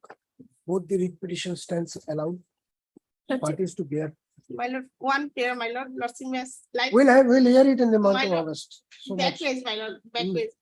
Only one, my lord. Yes, she was with attached with the DC. So now, firstly, the order has to come from the irrigation, the department, and then only they can place her. So your lordship is Whoever has to do it will do it. Only one With your apology, I want to point out one thing. High school living certificate, her date of birth is 18/9/69. Lordship. 69 is 69, lordship. 69. What? 18 Lordship. 18 or 8? 18 Lordship in That certificate is, my lord, 18 and in admit card it was recorded as 8/9/69. So, but what is the date recorded in the service book? 8/9 Lordship. That will have to be followed. Yes. my lord, one observation, release of back wages. Back wages cannot be given. She didn't work for that period, no? Yes. Needless to say, it will be open for the petitioner to approach the competent authority with a prayer for payment of back wages by making out a proper case on facts. If such an application is made, the same be considered in accordance with law and appropriate order be passed in respect thereof. If the petitioner continues to remain aggrieved in the matter on account of back wages, she would be at liberty to approach this court once again.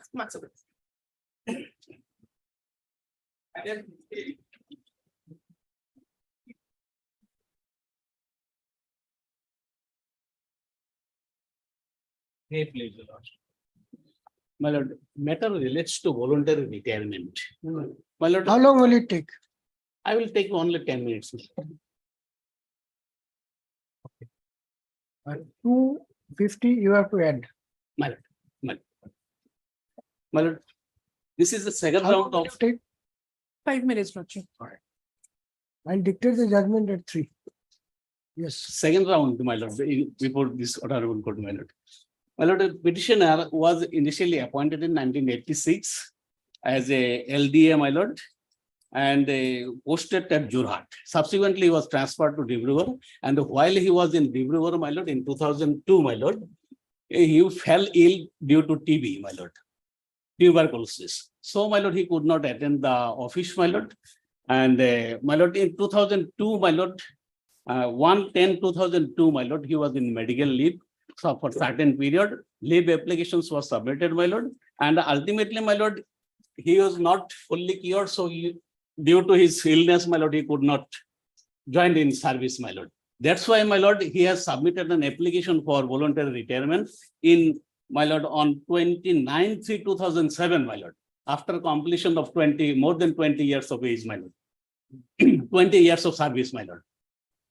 So thereafter, my lord, that application, my lord, and let's see at page 19. And What is that the point application, involved? What is the point involved? my lord, that application, my lord, neither considered, accepted nor rejected, my lord. It was Application for kept voluntary retirement. voluntary retirement, Where is the judgment of this court? my lord. The judgment, this court, my lord, kindly see page, it starts from page 33, my lord. Page 33. The next are P12. No, there is a judgment by this court on that point. My lord, my lord. Recently, your lordship has given a judgment in, my lord, Dr. Prabhas Chandra Sharma. Mm. This one, Yes, very good judgment. and the other judgments also. Lordship, he doesn't qualify for voluntary retirement because, Lordship, he was unauthorizedly absent from 2002, Lordship. We have given a paper publication on 2006 calling him on duty, Lordship. In spite of the paper publication on Dainik Janambhumi, Lordship, he did not come to the office, Lordship. So, Lordship, he doesn't qualify as he did not have 20 years of service, Lordship, and he was not 50 years of age, Lordship.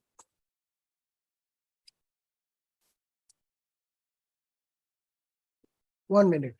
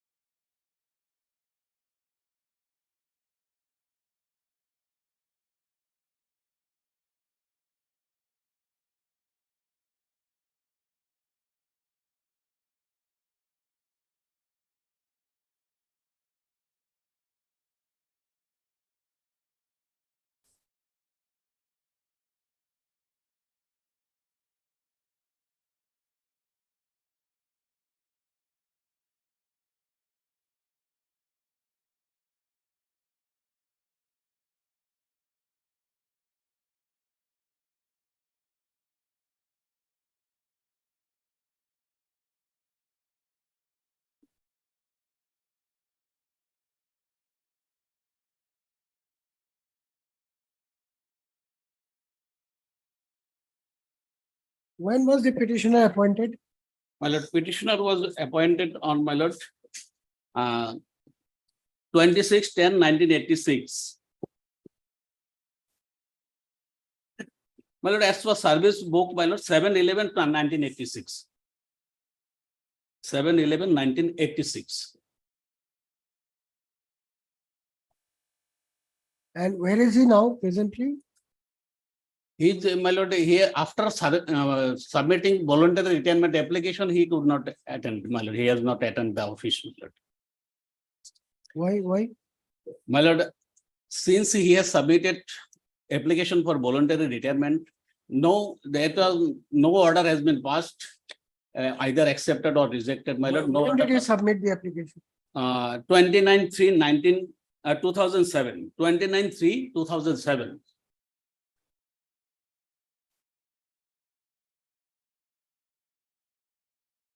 And in 2011, my lord, a disciplinary proceedings has been initiated against the petitioner, and he has submitted the reply. It was kept pending. I have challenged this disciplinary proceedings before this honorable court, and this honorable court has set aside and quashed the disciplinary proceedings by the order dated 30/5/2022, directing the respondent authorities to consider the application submitted by the petitioner for voluntary retirement. And pursuant to that order, my lord, the authority passed the impugned order, page 45, my lord. Page 45, annexure P15, whereby rejected the application of the voluntary retirement. Only, So this matter will take some time. It can't be handled in 5-10 minutes. my lord, Only order I can pass is dismissed. If you want that today, I can pass it. I will have 10 questions to you. You My will lord. not be able to answer even half of them. yes, I am ready to answer, my lord. Thank you. My lord,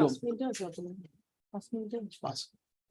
My lord, only thing is that, my lord, since he has submitted, it is a settled law, my lord. It is a settled law, my lord, that if an application for voluntary retirement is filed, it is to be considered within 90 days, my lord. If it is not considered, my lord, within 90 days, it is deemed to be, he is deemed to be retired from service after expiry of the 90 days period, my lord. My lord, my simple submit, it is a settled law. In my case, my lord, no order has been passed, either accepted or rejected. And it matter was kept pending, my lord, since long. And rather, my lord, after 4 years of disciplinary proceedings has been initiated, that was set aside by this honorable court. And what was your age on the date of submission of application? My lord, age, submission of application, age was 34 years,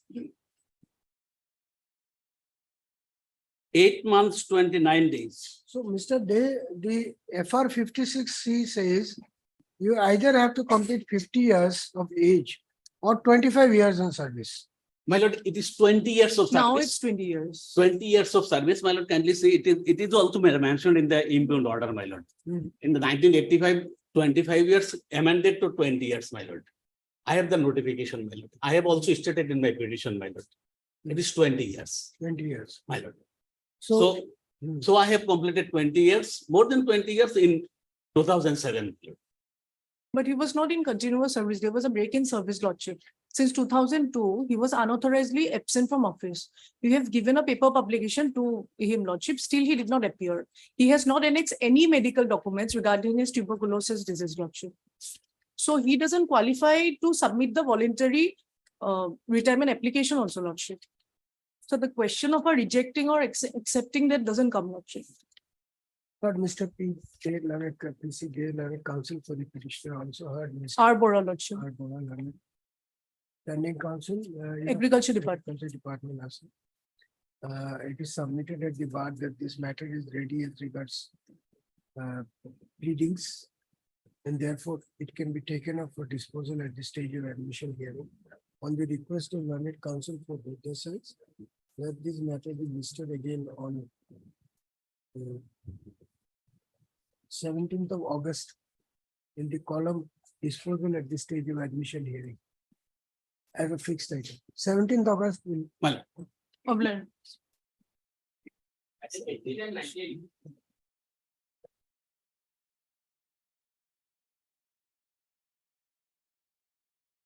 May it please your lordship. Lordship, If it requires a detailed hearing, I No, will your not be able to do it. just a small issue. If your lordship peruses to the last order, only the issue is the effective date of the suspension order. As far as my interpretation goes, it is from the date of issuance of the suspension order, and from that date itself, the 90 days period has to be counted. And their stand is, it is from the date of receipt of the suspension order, and from there, the 90 days period should start. That is the only question. On last occasion, Yes, I placed one judgment of the Honorable Supreme Court. It's a 4-bench judgment of the Khemiram, State of Punjab versus Khemiram. Therein, if your lordship peruses just one paragraph at the penultimate page, lordship, paragraph number 17. For your lordship's convenience, I had actually star marked that particular paragraph also.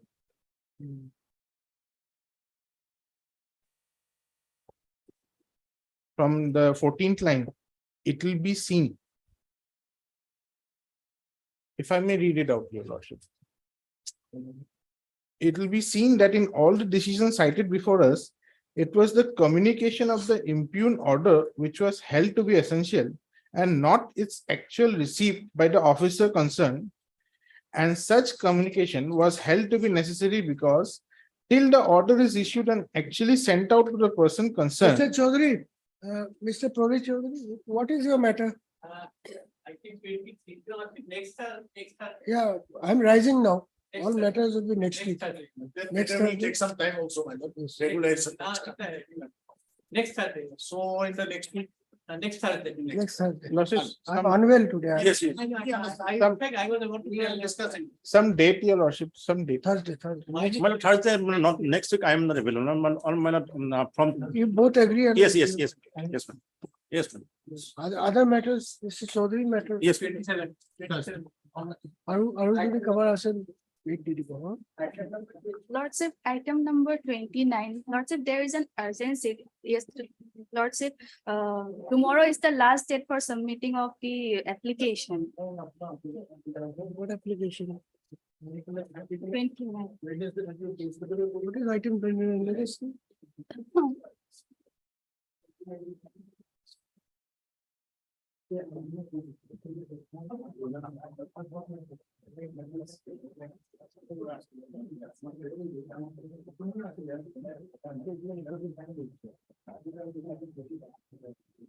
Lordship, the petitioner had participated in a recruitment process for the post of senior assistant operation, Lordship.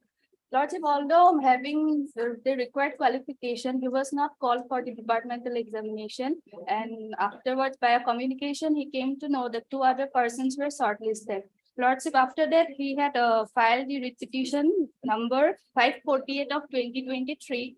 And there is a stay in our favor with a direction that to fill up one post of senior assistant operations shall be kept in abeyance till the next date fixed. The department proceed with the other 4 posts. Lordship, now there is another circular dated 6/7/2023 for recruitment to the post of senior assistant operation, and tomorrow is the last date for submission of. No, you can't. There is already one post kept in appearance. If you succeed, it will be It says considered. a new circular, No, Lordship. it cannot be. You have to file a new writ petition, not by the IA. In the IA, what will be relevant is this post. This is kept vacant for you. Yes, Lordship, it has been. That is another cause of action, another writ petition. For Lordship, I am only praying for participation, nothing else, How Lordship. can you, unless we know what is your claim, you go and participate. That's all. Have they stopped you? Lordship, that is all I am asking for, Go and Lordship. participate. Yes, Lordship. No order is required.